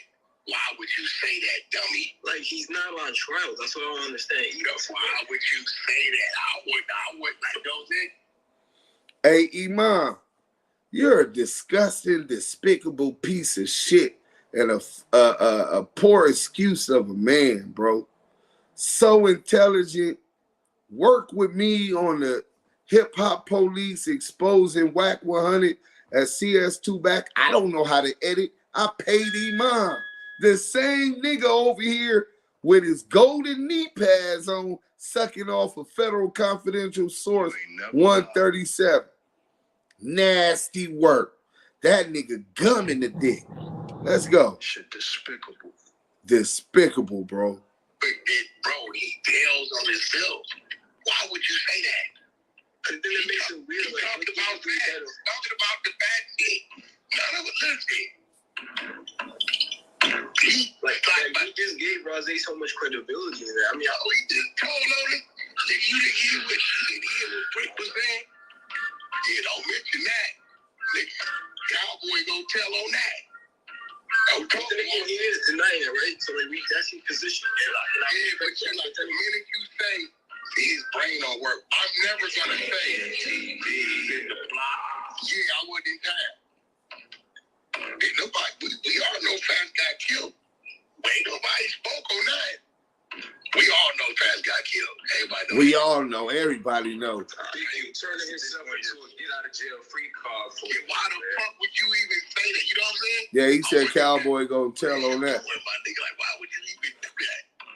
You ain't supposed to say that. You ain't supposed to make no references on none of that. Well, if they're not supposed to make no references on any of that, why is the nigga an hour away that's not from that hood dropping names that we never heard about murders, and you're getting into that? You're answering questions to that. You could put lipstick on a pig, but essentially you still kissing a pig, bro. Them dudes over there kissing a pig. Oh, Imam, we offered you about 1,500 or 500, 1,000, whatever it was, for the documentary that you was doing to expose CS2 Back. What's going on with that? You didn't tell them about none of that. Why you over there sucking them soft? You know what I'm saying? Hey, I got what. Hey, listen. Hey, Lamonte. Lamonte. I like the way that You know, I like the way the Lamante roll off. But anyway, hey, shit. They willing to do anything to be on the winning team. Hey, that's why I gotta tell you, hey, niece, come over, get over on the good side, on your backside, like me, and come win. You gonna learn about calling me niece one day. Hey, shut up and take what I'm offering. I got something for you. And then trust me, it'll make you shut up. I'm the big payback. Get it? No, you just the big boy that like it from the back. That's it. 3-finger back himself. Hey, look, Henny Gang, shout out to Most Scandalous Los Angeles TV. Go follow the bro. We got the content. And I want Henny. Welcome back to... I want Henny, Yael, and Diamond to break this shit down. Let's go. Scandalous Los Angeles TV. Scandalous Los Angeles TV, where we expose the exposers. Looks like CS2 back, and the Rainbow Rats are gonna have to go back to the drawing board, y'all. Their latest attempt to smut Big U has fallen flat on its face again. Recently, the Rainbow Rats have been trying to cause a division between Big U and DJ Khaled, using lies from Rainbow Rodze. See, what y'all don't know, 2 years in advance, DJ Khaled had gave Big U the wrong number. Curved him. And Big U on the phone. Hey, put DJ Khaled on the phone. Dude gotta holler at me over here in the hood, shooting the video. And here come Nip. Pulling up the rear. We can see something going on. What's up? You on the phone? Yeah, Big U tripping. Very close. Let me holler at him. Oh man, dude gave me the wrong number. He supposed to have me on the play, and he all in the hood, doing this and doing that, shoot a video with you. No, that ain't happening. And using certain statements made by Blacc Sam. You know, not to get into too much detail, but there was a lot of big politics getting into with certain people. You know, Hussle had DJ Khaled in the hood. Not to be speaking too much on shit, but we came front line like we always do. And, you know, niggas gonna know we gonna crash out behind it. Back if we not playing, ain't nobody saying nothing to Khaled. Can you pause doing that, nothing to Khaled, and he's straight. And Hussle front line that. And did he just say niggas know we gonna crash out for that? Crash out with who? You wasn't even there when they was talking. When they was talking to them dudes, if it was gonna go down, it would have went down by the time you got there. They called Bear Claw, told him these people was there. He said, "Who is they?" Once he find out, they called Draws. Draws said, "Oh, they good." But go ahead and finish. Listen to Snitch A, Snitch Zay, and them do they Rainbow Rat thing, man. Apologies. You know, we felt like certain people didn't like that. Everybody keeps saying that Blacc Sam never mentioned Big U's name. It's clear that he didn't have to say his name, because Rodze had went out before him and laid down the groundwork for the plan. We all knew who Sam was alluding to, because Rainbow Rod went online months ago and told this lie to the world, showing everybody that even though it might seem like Sam doesn't get along with CS2 back, whether directly or indirectly, they're still working together. This is the last conversation me and Nip had. You gotta get in close. You see the date on there? See what that say? Tuesday, March 28th. This me and him talking, this me talking about DJ Khaled. I told him DJ Khaled had gave me his what you call him number, right? And I said I need to talk to Khaled. So Nip said, at the video, did you talk to him? You see what he said? I ain't gotta read it. He said, did you talk to him? But I was doing an interview too. And I said, yeah. And I said, I'm gonna call cuz back after the meeting. Nip said, let me say this real quick. Just by watching CS2 back and his Rainbow Rat Pack Cointel Crip Gang, and seeing the way they've made it their job to lie, slander, and destroy any black man that looks like he might be creating a buzz or lane for himself. You know, there's a lot of COINTELPRO shit going on. It's clear that as black people, We can be our own worst enemies at times. But even with us tearing each other down, it's still very known that Black people are some of the most loving people on the planet. We allow people from different ethnicities to live among us, and when they do, we take them in like they were our own. We lace them, nourish them, let them represent what we represent, even help them get rich. And after all of that, the first chance they get, they'll be trying to tear us down. We have literally made multiple people who hate our guts filthy, filthy rich. Funny. It's not my fault that you Black people keep coming to liquor stores to buy our liquor and to the gun shop to buy our guns to kill each other. It's not my fault. I'm just out there making money, dude. Shit. My parents too. So it's not my fault you guys are fucking drinking yourselves to death and shooting each other. Mike, where are you at? Where do you live? I live in San Jose. Okay, you're California. Yeah. Well, yeah, you're too young to remember this. Do you remember the whole Rodney King incident with what happened? You don't remember? Yeah, I was there. I was actually about 10 years old when that happened. I was in LA. My dad ran a swap meet in the middle of Inglewood and Compton and Watts. My dad ran a swap meet in the middle of Inglewood and Compton and Watts. My dad ran a swap meet in the middle of Inglewood and Compton and Watts. So I know all about that shit, and I was raised in that shit.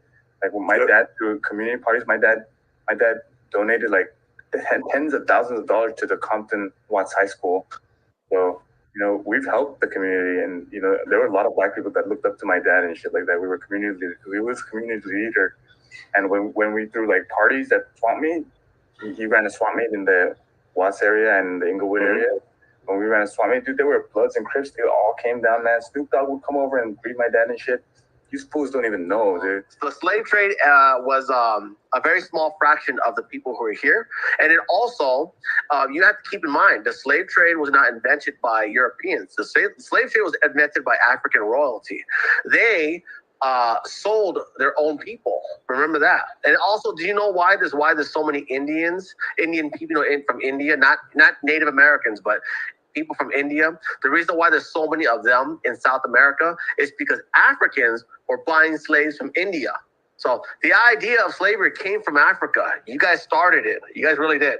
You know, and now every other country is just doing it. Well, not every other country. Like I think right now it's just Libya, China. Who else is doing slaves?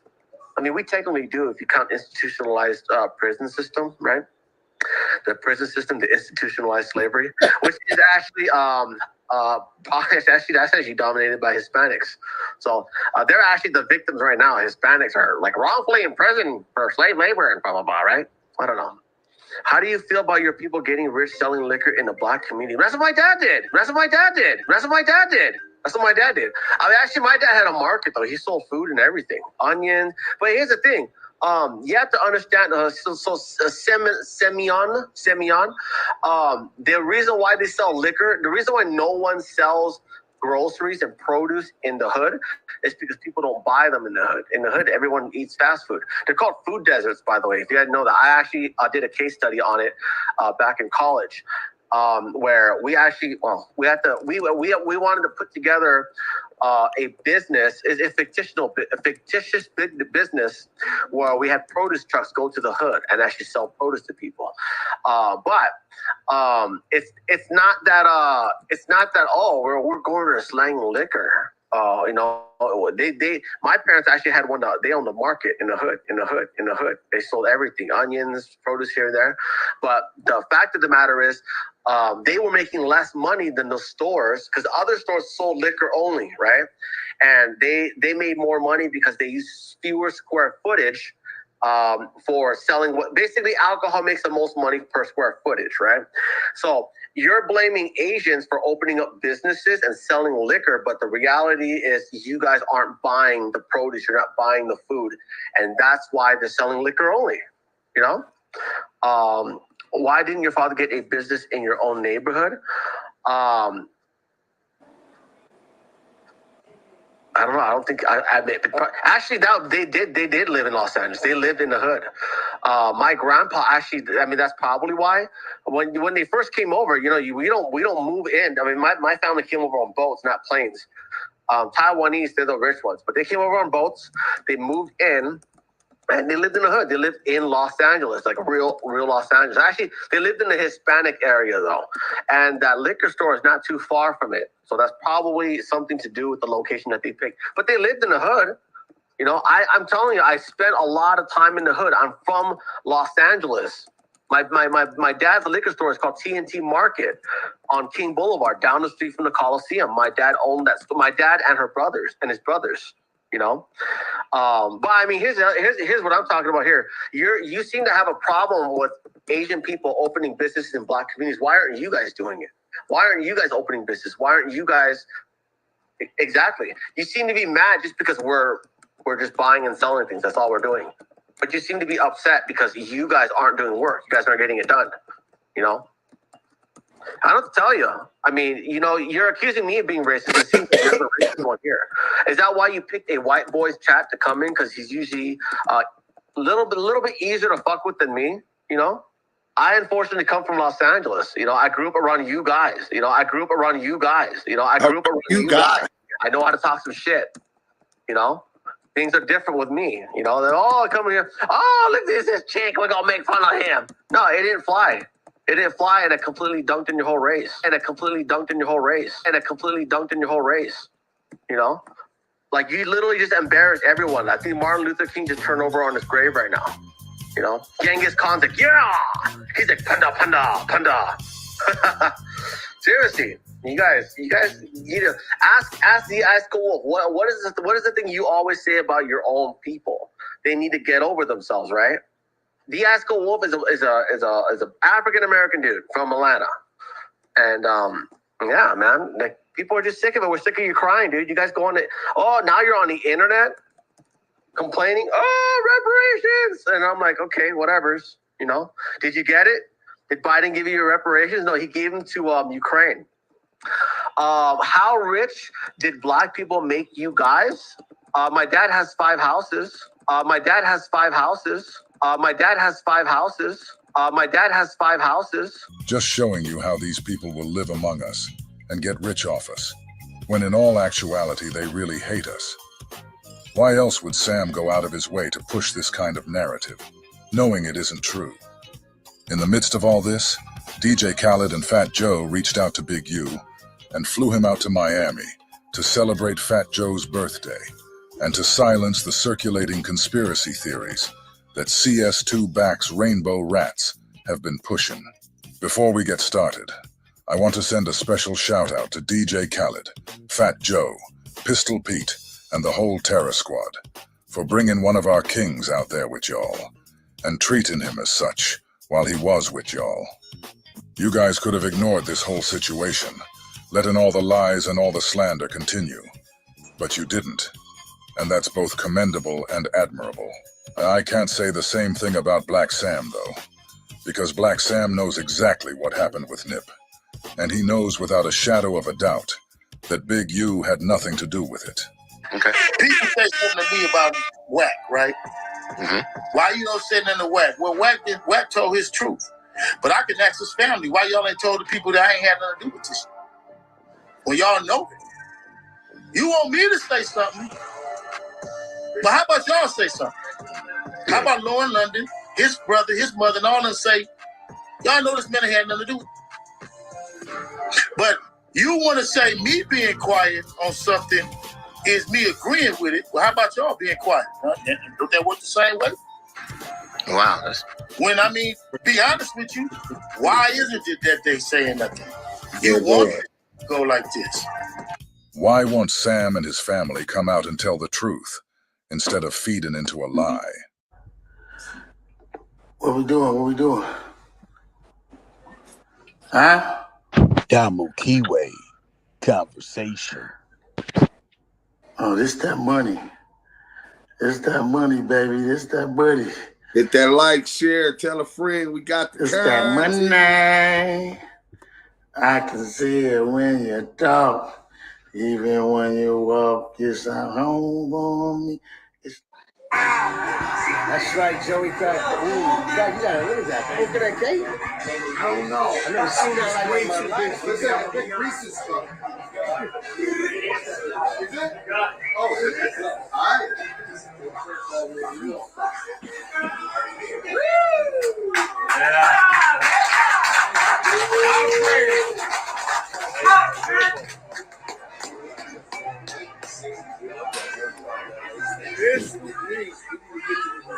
Guys like you.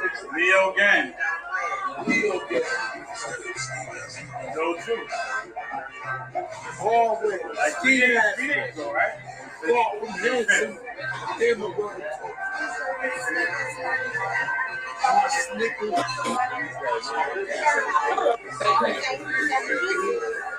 you did. Birthday to my people.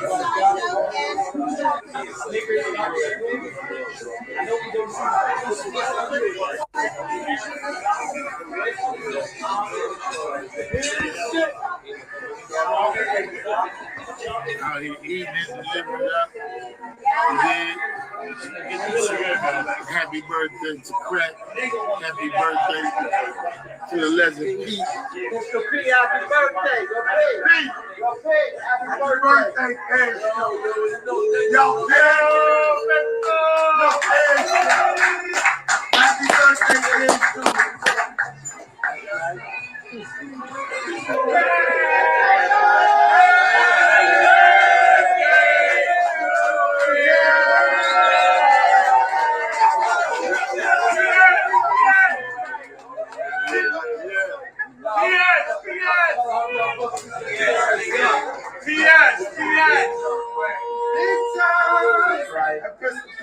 With your happy birthday, man, my neighbor.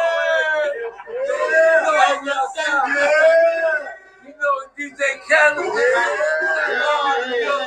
Up, man. Fight time. You That's right, Joey. Got you gotta look at that. Look at that cake. I don't know. I never seen that like my life. What's that big Reese's stuff? Is it? Oh,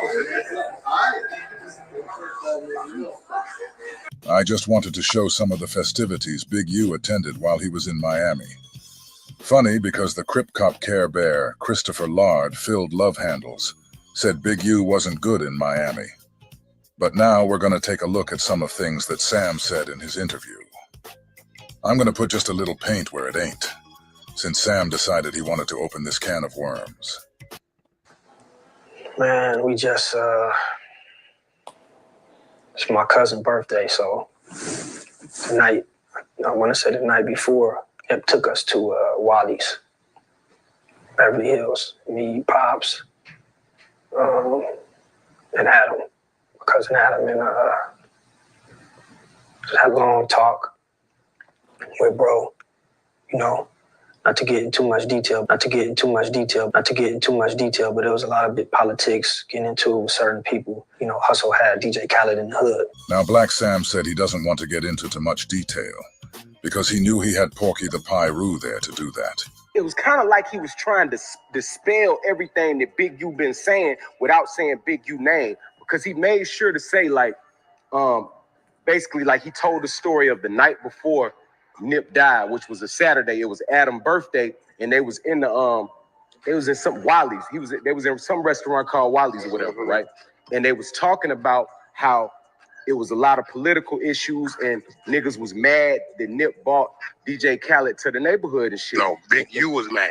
Yeah, exactly. That's what I'm saying. But that's what I'm say about Big U name, but that's what he was saying. But what is he mad about, that's what he meant. Oh no, listen.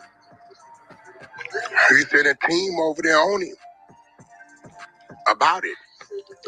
Press that man. This is why when I seen DJ Khaled taking pictures with Big U, I knew what that was. That was the old LA shuffle, the old LA squeeze. Implicating but he and definitely got a extortion problem too. with it because the move didn't go through him. He's saying, nigga, Nipsey, you can't bring nobody over here without clearing it through me. Nipsey said, nigga, who is you? If Sam doesn't want to put too much detail out there, why does Porky feel so comfortable going into the details? Especially when Porky was nowhere around for any of these so-called events. We keep going. Is it as random as what the public thought it was? Like, Nip seen somebody, Eric, and talked and... I mean, you know, he already got convicted, so for me, without going into too many details, somebody come to the shop. They know we in the doorway. When Hussle pull up, we in the doorway. You're gonna see me with a hoodie on, and I got a pistol on me. You're gonna see one of the team members in the hoodie in the doorway with a pistol. That's Did you pause it, Henny? So it's Sunday. When Hussle pull up, the security protocol at the Marathon shop, the Marathon store, was that him and somebody else hoodied on, pistoled up as Nipsey pull up. You had dinner with Nipsey Hussle, your cousin Adam, and your father the night before, discussing all of the different issues that were coming up with Nipsey Hussle and all of these different things. But the next day, after you have this discussion, I thought you was your brother's keeper. Why weren't you there when he pulled up? See, I've lived through that through my whole gangbang career. I felt responsible, and I am. And for a lot of people even getting into that lifestyle, I've recruited more than 100 and something people. So when those dudes die at 12 and 14 and 17, I had what was called survival's guilt, right? Why wasn't you there with all of this in the air for your brother? If it's up, right? So it's kind of hard for us at that point, unless we really have courage, unless we have a true sense of reality. We're not emotionally attached, no longer emotionally attached to what we wish it was. We've already come to the grips of what it was. It's hard for somebody to bite that pill and say, damn, I should have been there protecting my brother. That's my little brother. And I believe that's part of some of the reasons, because even with Blacc Sam interview, Blacc Sam wasn't there. If he was, he would have had on the hoodie with the burner. But why wasn't you there?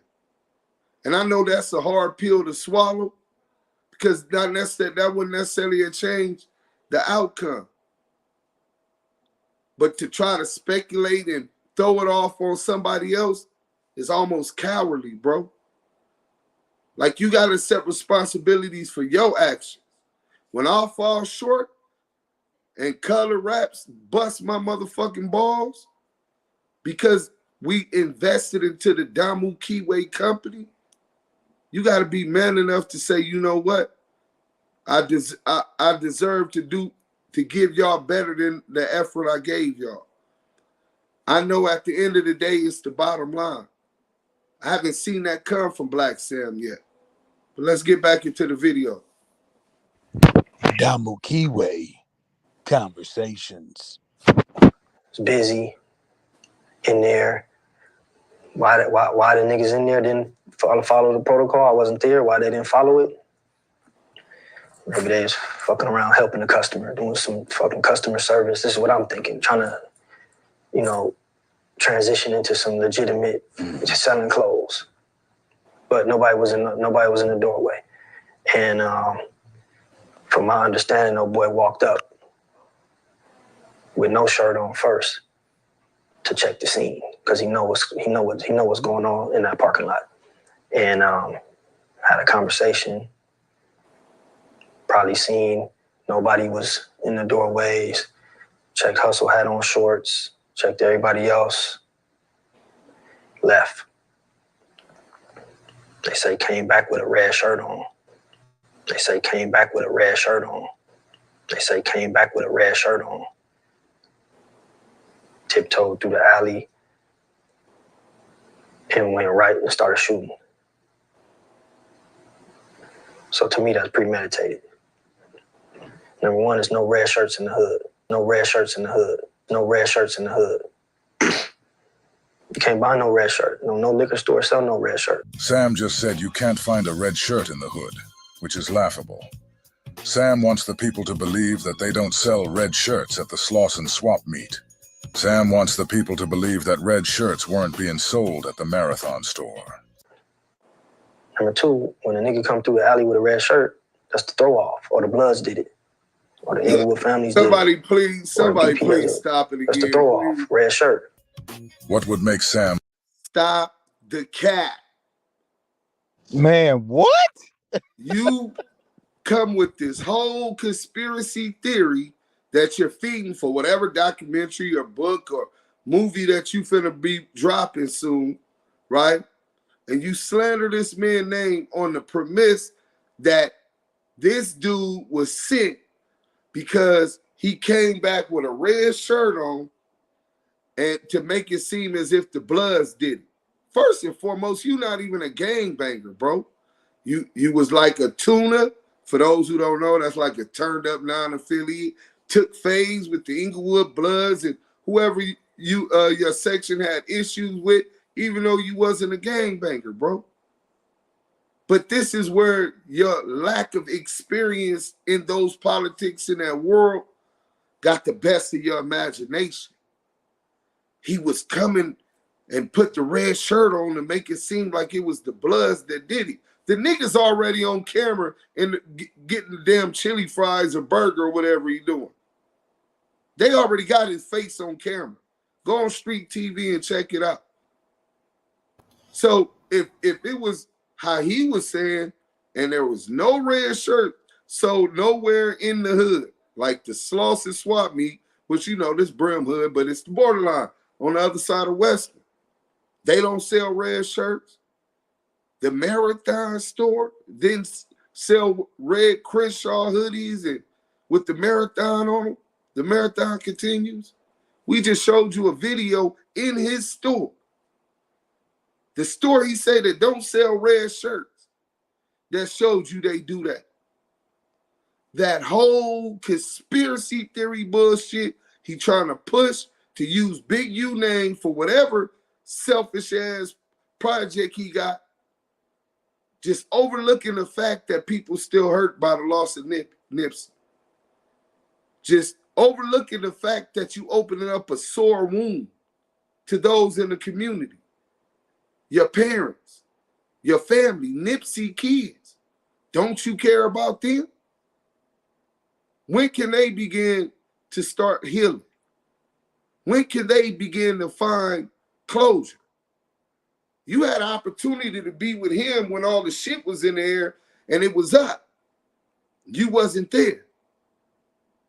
Now here it comes years later and you're bringing up and opening up old wounds built on fabricated conspiracy theory that have just been upended right before our motherfucking eyes.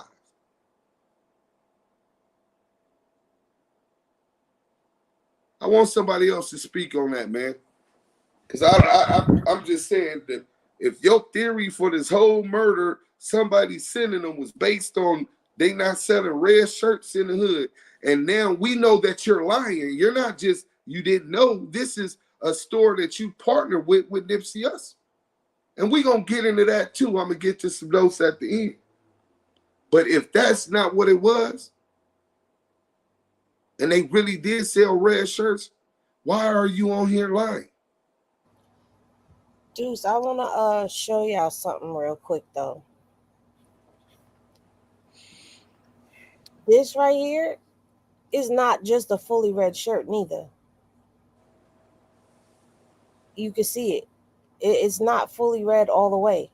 But either way it goes, my thing with this is, why now?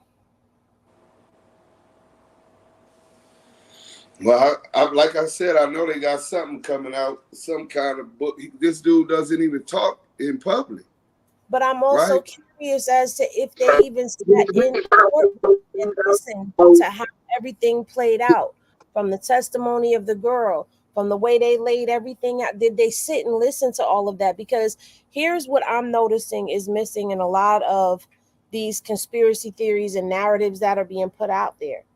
They're so far off from what was said in the courtroom.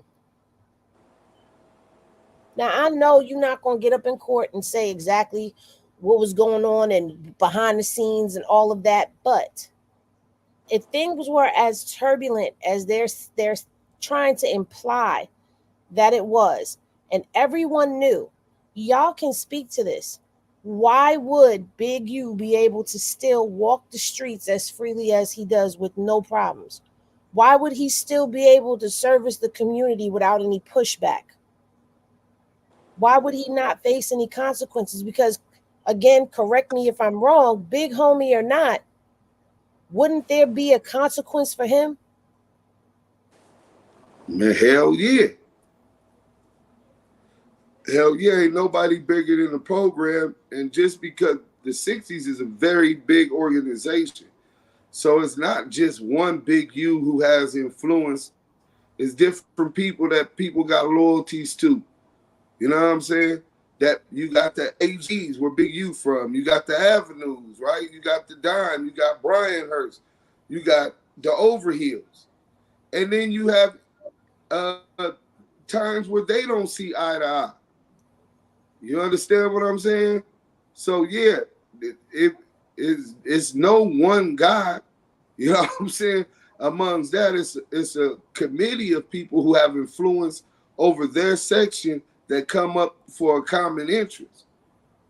So yeah, I definitely believe. I know in my hood, if I did some shit like that, I'ma still have to answer. I don't give a fuck who the fuck I am. This is a very, very, and I gotta say this, Henny, that was very good expansion on the whole Big U still being able to come to the community and do the give back, do the backpack giveaway, do the football camps, and just be amongst his people in his community, you know. And that's something, yeah, Deuce, it's a very big community. It's a very big organization over there. So it's a lot going on. And if he wasn't welcome over there, the times that I've been over there pulling up with his, you know, pulling up with his homies and pulling up with his family and pulling up on him at Crenshaw, I sure hell didn't see it. You get what I'm saying? On top of you coming up there and we both going up there, and you've been up there a few times, you sure didn't see it. I didn't see it. But it just goes to show you, when a person has a narrative already out there and the people that's listening to these narratives are just soaking it all in. Some of them are gossip seekers. Some of them are, you know, blind to the facts. Some of them are just blind leading the blind. It's a lot of different situations going on. You only find a few people like these people on stage and the people in the chat and the people that's on Clubhouse. You only find a few people that can really discern and see through the bullshit. And the job that we're doing and trying to do to get people to use their third eye, to use their spiritual discernment to see the in depths of what these people are doing, it's not going to be an easy fight, and people are not going to really understand it. They're not understanding it. But the fact that you elaborated that, Henny and Deuce, man, listen, in my community, it's a selective politic. And I can say that. You understand what I'm saying? It's a selective politic. It's like, if you right, you wrong. But if you wrong, you right. In this case, you got Big U doing right, and they're pushing him as a wrong.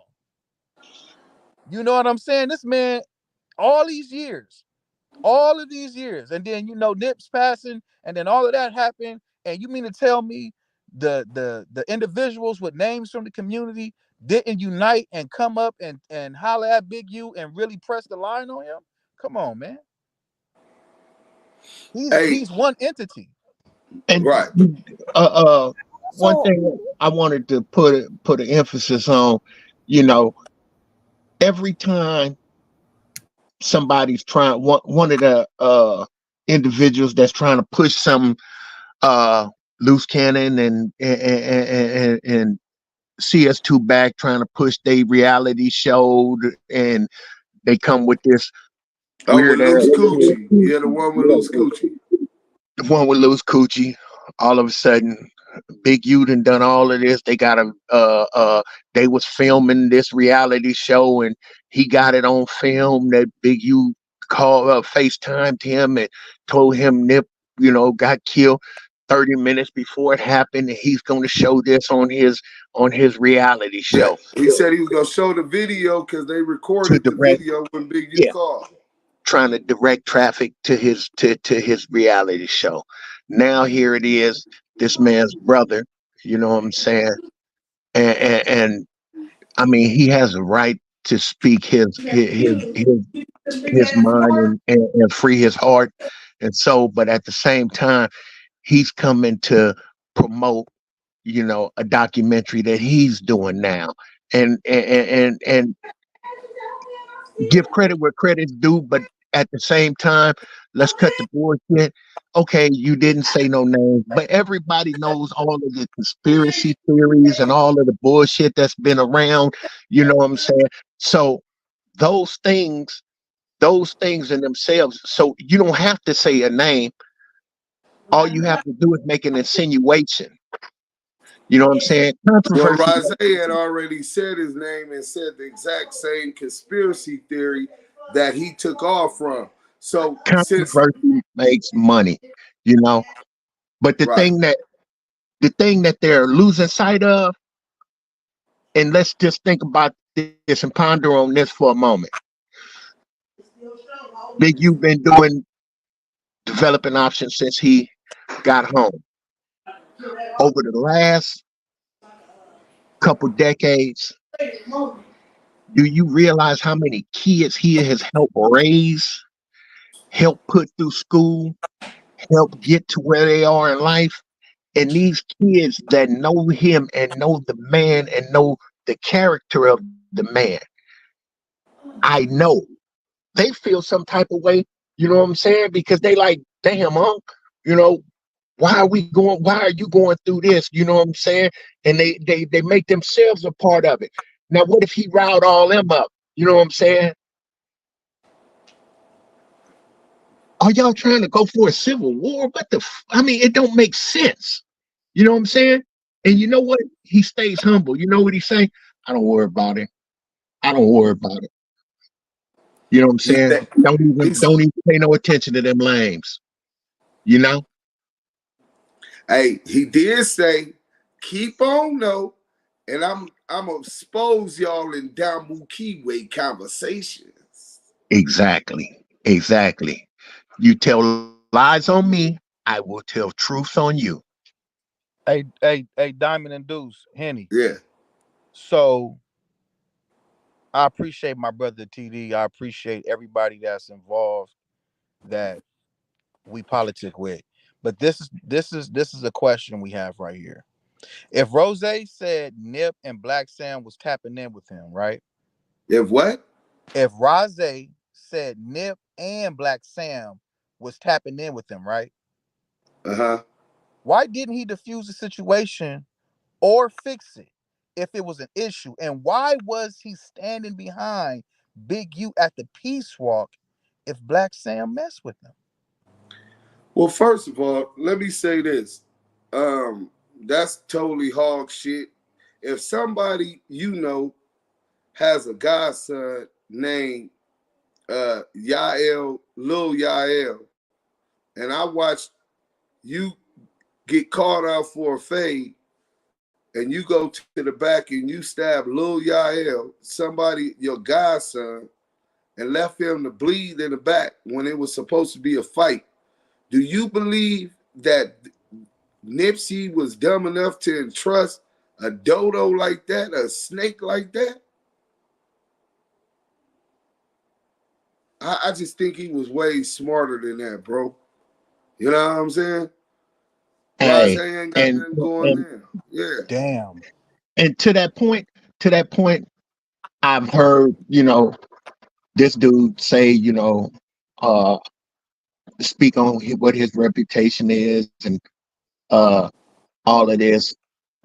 What reputation do he have outside of the 60s? What have he done outside of the 60s. All of his everything, all the shit that he called himself taking credit for is really homie on homie against it. on homie Yeah. violence. You know what I'm saying? What I got an answer for that though, Diamond. There's a little bit more. It's a little bit more.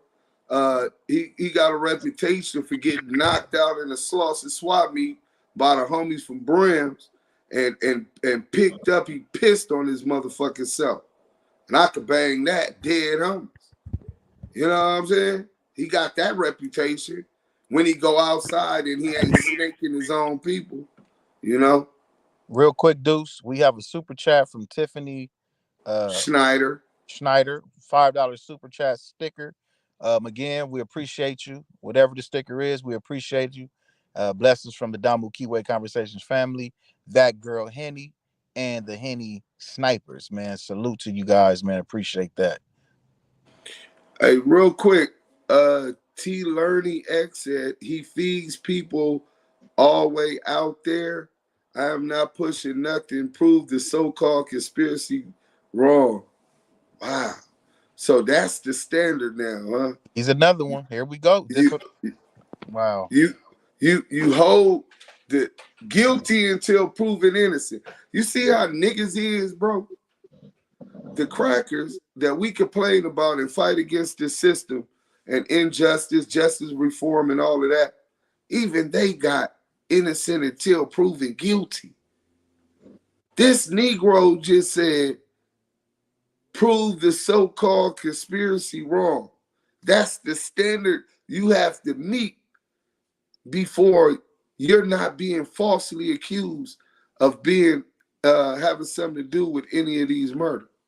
But see, that's what this internet creates. You know what I'm saying? It's like, that's why you have CS2 back and Loose Coochie on this on this internet with all these way out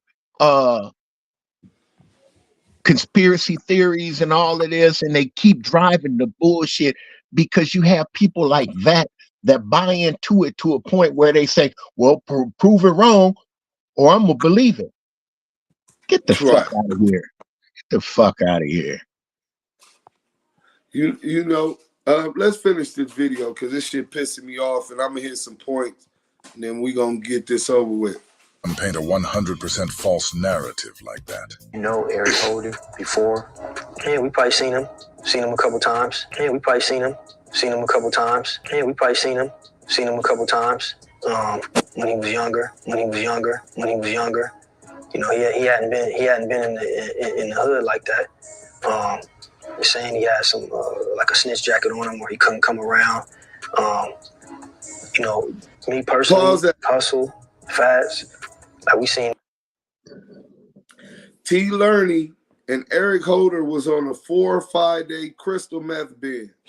He was going around for days tripping, rolling up, pointing his gun at his homies the day before he killed Nip. Now here you got this non-affiliate, a tuna, right, talking about and admitting that they knew Eric Holder since he was young. Remember, oh, he didn't know him, and now he's admitting, oh yeah, a couple times, you know, when he was younger, but he had a snitch jacket and he wasn't coming around.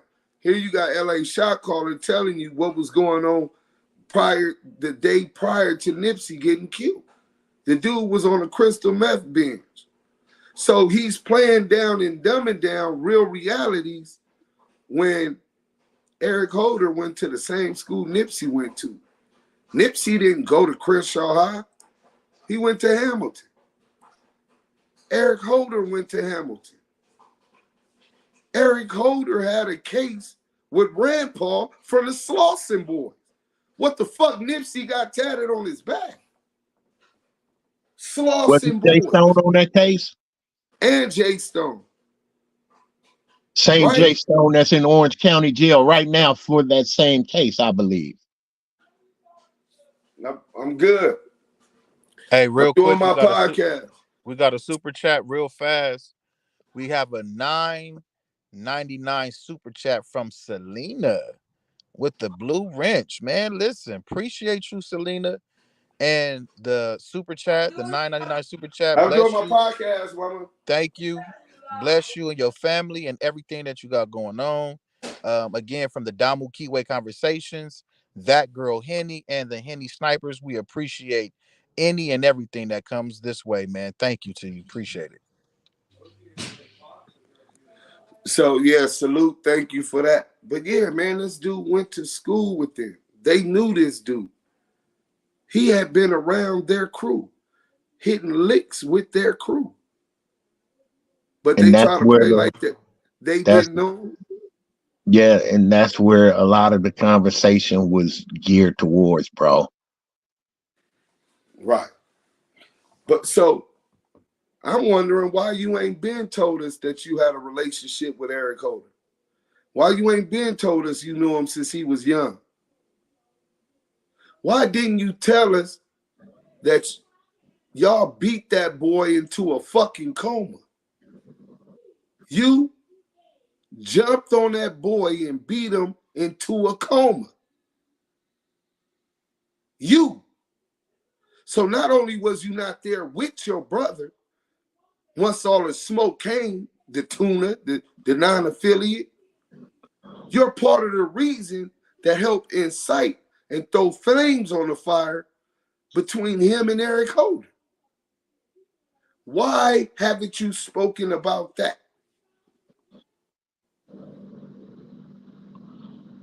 You talking about conspiracy theorists, you talking about putting out the facts. Why you ain't stated these facts?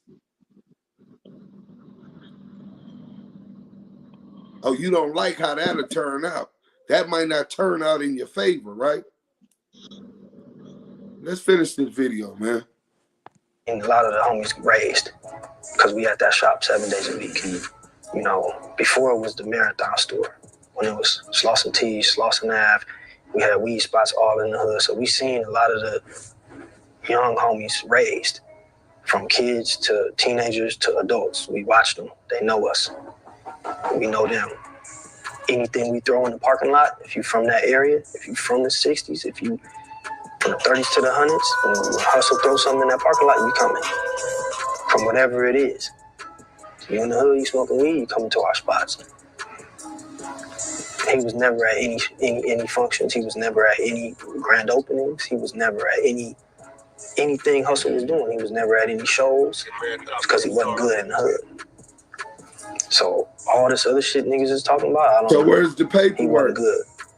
You know, okay, where's the paperwork? He wasn't good, and he was not good, and he was not around for where's the receipts? He wasn't good in the hood. You was a non-affiliate. You don't make that type of call. Where's the paperwork? Till today, not one person has presented paperwork that Shitty was a rat. Not one. But you, a non-affiliate, is spreading to more non-affiliates that he was bad. These dudes play a dangerous motherfucking game. Is it almost finished? Let's go. Now Sam is sitting in front of Big Boy painting another narrative. This time the narrative is that they only saw Eric Holder a couple of times when he was younger. You have to ask yourselves, why is Sam playing this game? First off, Sam knows that Nip grew up with Shitty, and that Shitty and Nipsey both attended Hamilton High School together. Sam said they only seen him a couple times growing up. Hey Sam, didn't Shitty, J Stone, and Westwood all catch a robbery case together? How did that happen if they only saw him a couple times when he was younger? Since Sam's doing interviews now, let's see if he'll tell the people about this. Hey Sam, will you do an interview and explain to everybody why you guys packed Eric Holder out, putting him in a coma? Yes, you heard me correctly. Eric Holder was jumped and put in a coma weeks before Nipsey's murder. Let's see if Sam will speak on that. Yeah, because you don't think there's no validation. No, I don't believe nobody said Shitty over there, Nipsey.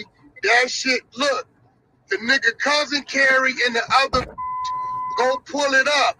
Their statements in court was they start arguing because Nipsey said he wasn't good and called him a snitch, and then dude told Nipsey Nigga, you the one telling he was talking about the Dahmer shit. Pause. So what about the statement that Blacc Whoa, whoa, Pause. whoa. Pause.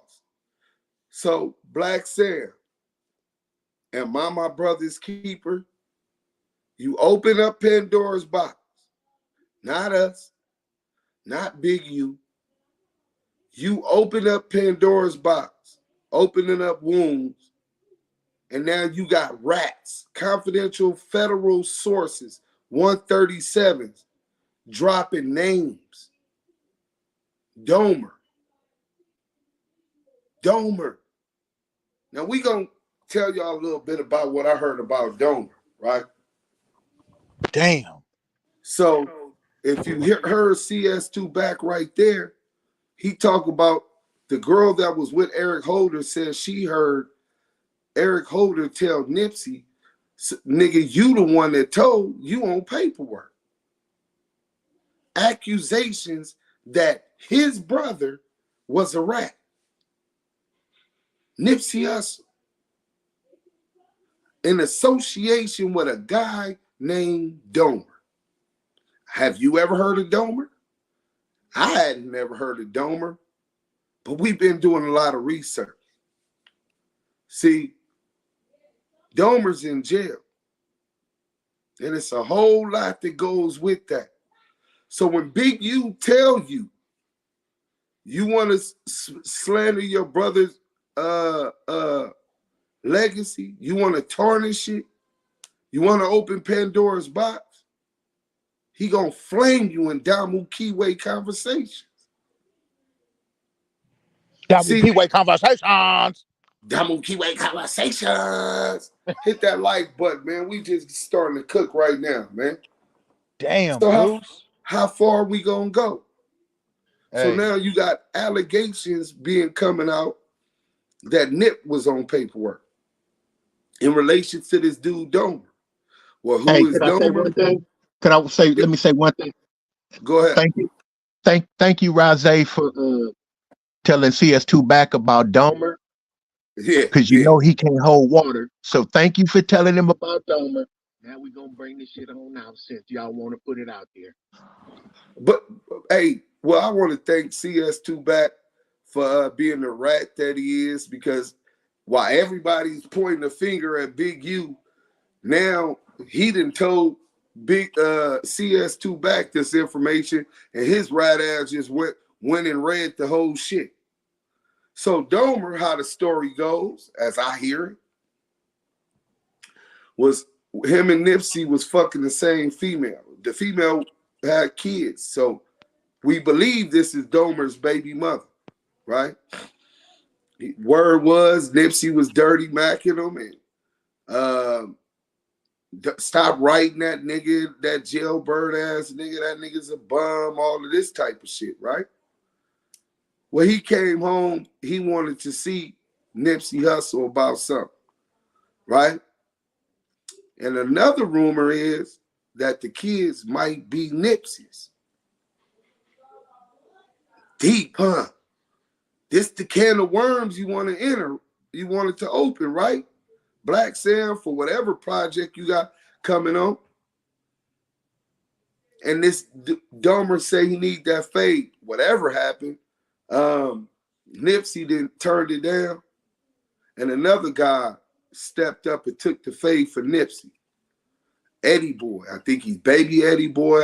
Don't get me the line. I don't know the guy. This is just the renditions I get from several sources, several credible sources, which we will not identify publicly, right? The dude Domer get his ass whooped, as the story told. Don't know if it's true or not. Shortly after that, the dude that whooped his ass, the Eddie Boy dude, was murdered with an underage girl, and Domer's incarcerated for that right now. This all stemming and deriving from some dick and pussy shit with Nipsey. How many people know people that died because of some dick and pussy shit? How common? More people die from dick and pussy shit than they do gangbanging. How many of y'all know people that have died from domestic violence, dick and pussy, murder shit. Many wars in nations have been lost over dick and pussy shit. But Nipsey, brother Blacc Sam, isn't speaking about none of this. He's pointing the finger at the bad guy, Big U, the bad guy, right? He's listening and taking cues, obviously, if not consciously, subconsciously, from a federal confidential source, CS2 Back, and Rico the Rat Rose.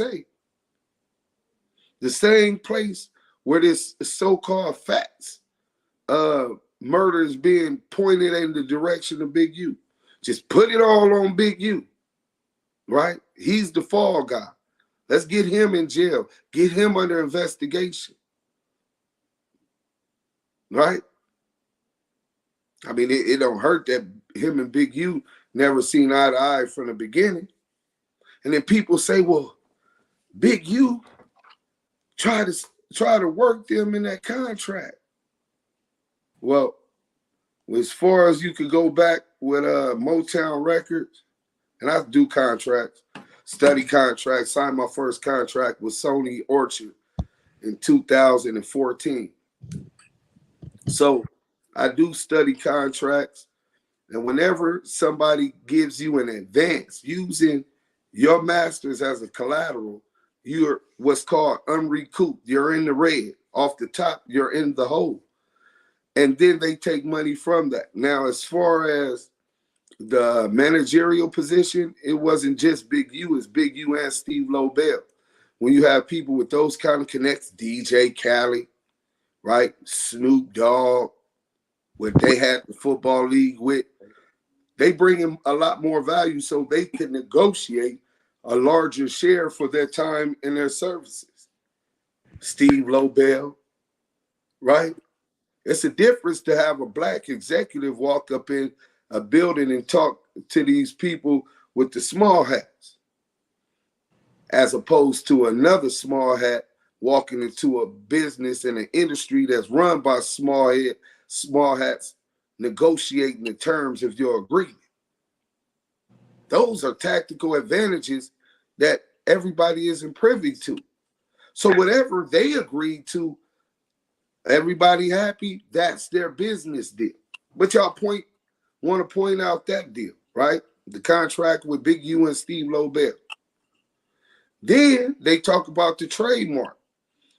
Well, what y'all don't know is when they started the Crenshaw clothing brand, Blacc Sam was in jail, incarcerated. He didn't start that. You want to know who started the Crenshaw brand? The school, Crenshaw High School. They owned the original patent.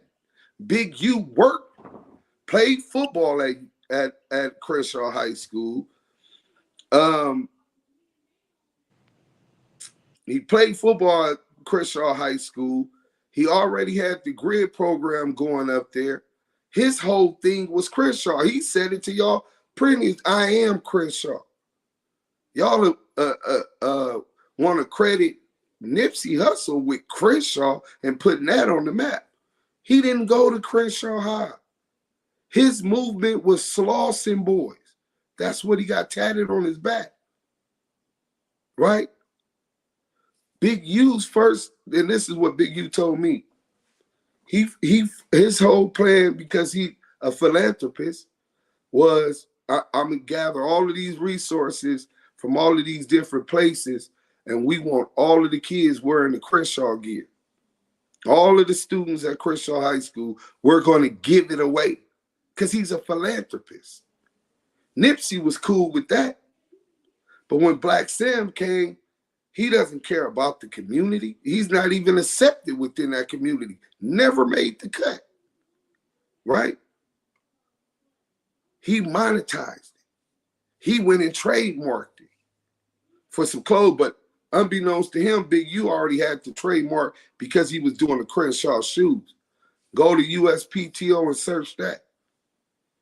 Why do you think he still has the right for the rolling papers and all of these other products when it comes to Crenshaw? Because he already had a trademark on it.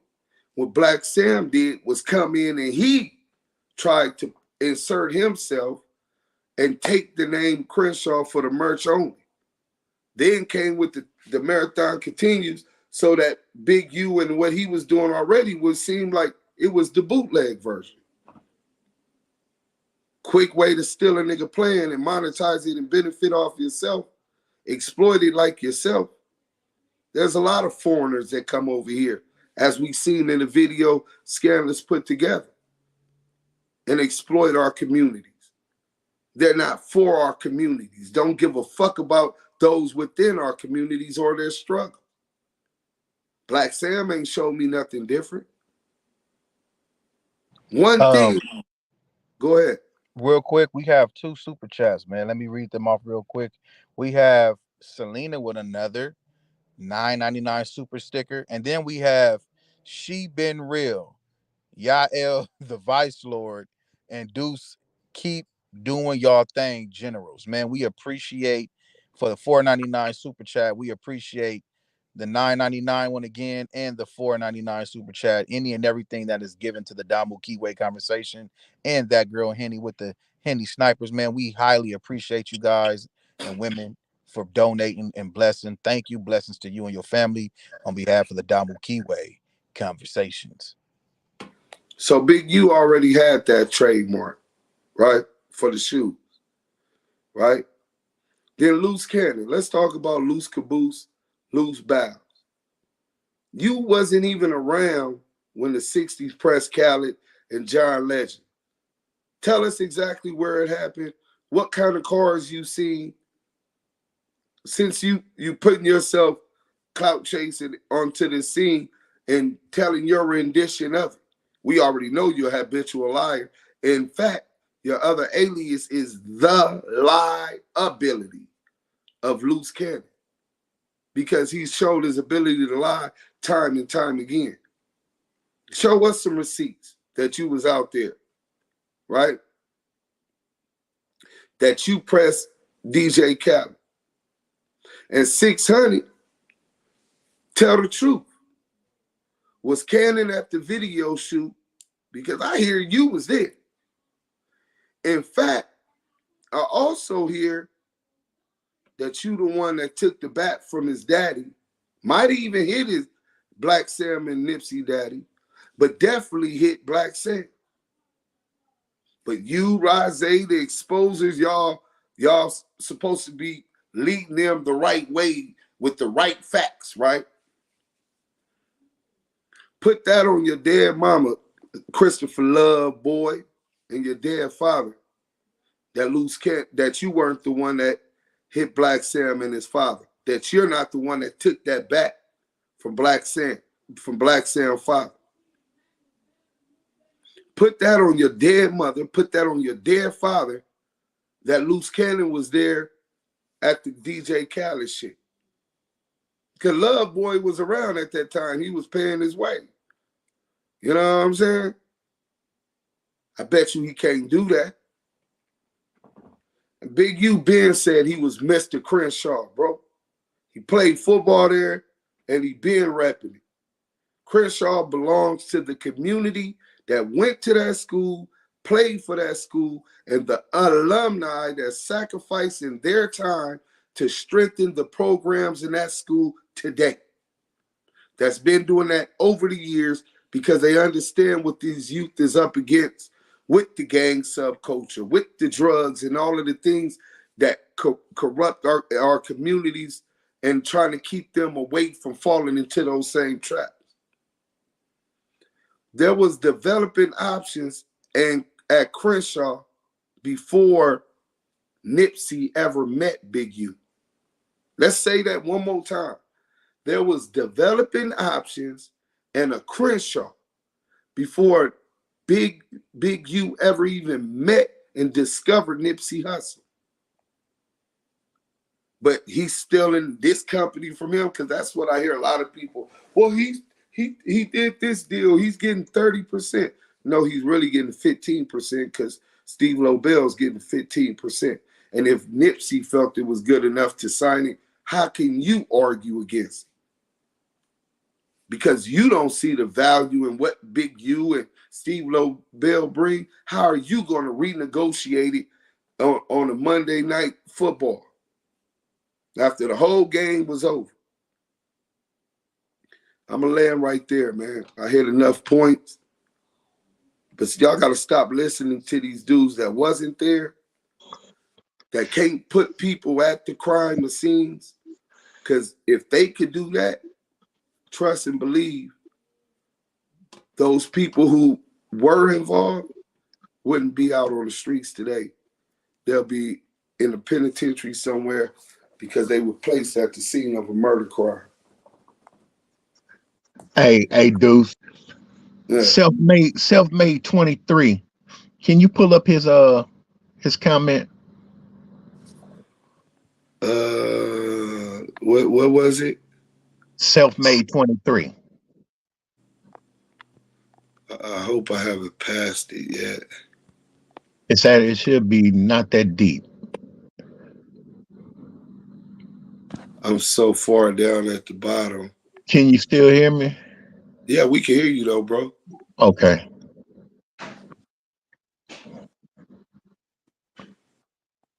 Oh, self-made 23. Yeah. Okay. Now, this is the problem right here. He said, I get you big. He said, I get Big U, your homie, but you talking as if you was in the mix of all this shit. This ain't your place to speak on their situation, boss. Self-made 23. Let's understand this. This fucking funky ass rat motherfucker, whack 100, motherfucking loose cannon, sit up here for the last week. Big U asses, let them dudes say what they gonna say. Let them do what they gonna do. Nobody says shit. But now we come with the truth and lay it out and give it to everybody once they've had a chance to digest all the bullshit. And then you still have individuals such as yourself that say, this ain't your place to speak on the situation. Go tell them that. Go and tell them that. This is where the problem is. Everybody's sitting and hiding behind a computer screen. You don't have the right or the authority to tell anybody what they can and can't speak on, bro. Believe me, our information comes firsthand. We're not taking recycled and regurgitated bullshit. You see what I'm saying? I'm gonna leave it right there. And also, I don't know if you haven't been here before, self-made 23, but let me tell you this, right? Gangsters do what they want to, suckers do what they can, right? As long as I'm living within the code of ethics and morals that I uphold and took up when I got in this, I'm good. Third of all, Big U, this is the official voice and reactions of anything Big U. Anything Big U. You want to know why? Because he know we're going to go by receipts. You want to know why? Because he know that we understand politics. You want to know why? Because I spent over a quarter century of my life in prison, pressing the line, checking paperwork and shit. Diamond's still going through that struggle.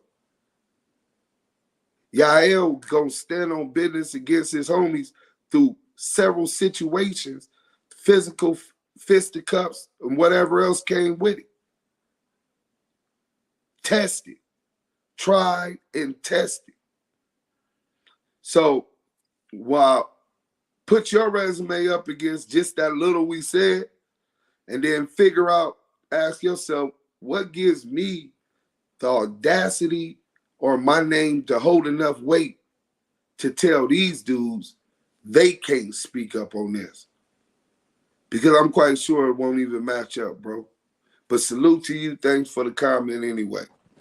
Y'all wanna close this out? We've been on about 2.5 hours, man. Henny, you got. I would love to Can we hear her. finish the video? Just finish the video. Give them the rest of it. It's only a couple minutes left. Henny fell asleep. She's snoring. Mute her up, man. Mute her up. She ain't snoring, bro. I'm trolling. Hey, niece. Hey, wake up. I got something for you. Nah. She probably stepped away. Diamond made a very, very, very great point about being able to speak on it and Deuce. Man, we've all been through it, man. You know what I'm saying? And I'm still going through it because of, innocent men being in jail. But to all of that, the facts is this, man. When you say stuff in the comments and say, oh, they bias and oh, these dudes is working with Big U, you most definitely right. We are biased. We don't selective politic, bro. If you foul, you foul. We outing it. Ain't no hiding it. You getting outed, bro. And the fact that we did the extensive research, first off, salute to Do Sims and Diamond and Henny, along with the resources that we all have conversed with that elaborated and gave us an understanding on what the situation is and the stories to be accurate. Secondly, we bring receipts. Thirdly, yes, biased platform because we're not compromising ourselves and our integrity for a person's clout and to cover up a name. If I did something foul, they gonna expose me. If Do Sims did something foul, niggas is gonna expose him. If Diamond did something foul, everybody is nobody is bigger than the program, man. Nobody's bigger than the program. And because a lot of you cats that come in here in this chat and y'all ain't never been through nothing, you ain't never stood on nothing, you compromise, you'll let the snitch come around and get rich and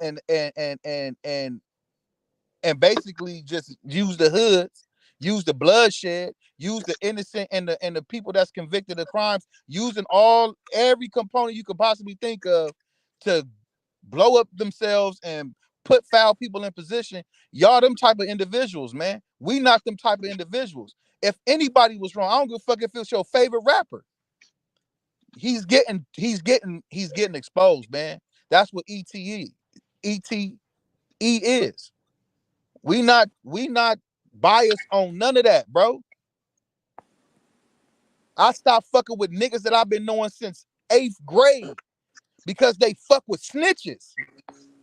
Because they out here fucking with snitches and they compromise. And I tell niggas every day, I say, listen, homie, I've been knowing niggas all my life and niggas fucking with rats. Fucking with niggas that put innocent men in jail. You honestly think a nigga gonna take it easy on a nigga that's out here promoting this type of bullshit? You niggas is weird, homie. You weird as fuck. That go for women and men. Yo, if a woman snitch, you getting roasted too. You getting exposed too. Nigga, we can talk about this. We been through this. So can't nobody say we can't talk about this. That's why Damus and Kiwes came together. That's the problem. Niggas want to separate it all, bro. I'ma land on that, bro, because I'll be all day. But yeah, we can talk about it because we've been through it. And we ain't biased over here, nigga. But we are biased when it comes to right and wrong. Damu Kiwe conversations. The voice of the culture. Can we go rich there? We would be active. Oh, Selena and them got riches. I don't know. Yeah, they should. But look, we gonna go ahead and bring this one to a close. Anybody want to take us out? I guess. Kiwe conversations. The voice of the culture. Hashtag ET. Shout out Scandalous Los Angeles TV. Shout out Smoked Out TV. Shout out Straight No Chaser. Salute to the whole team. We out.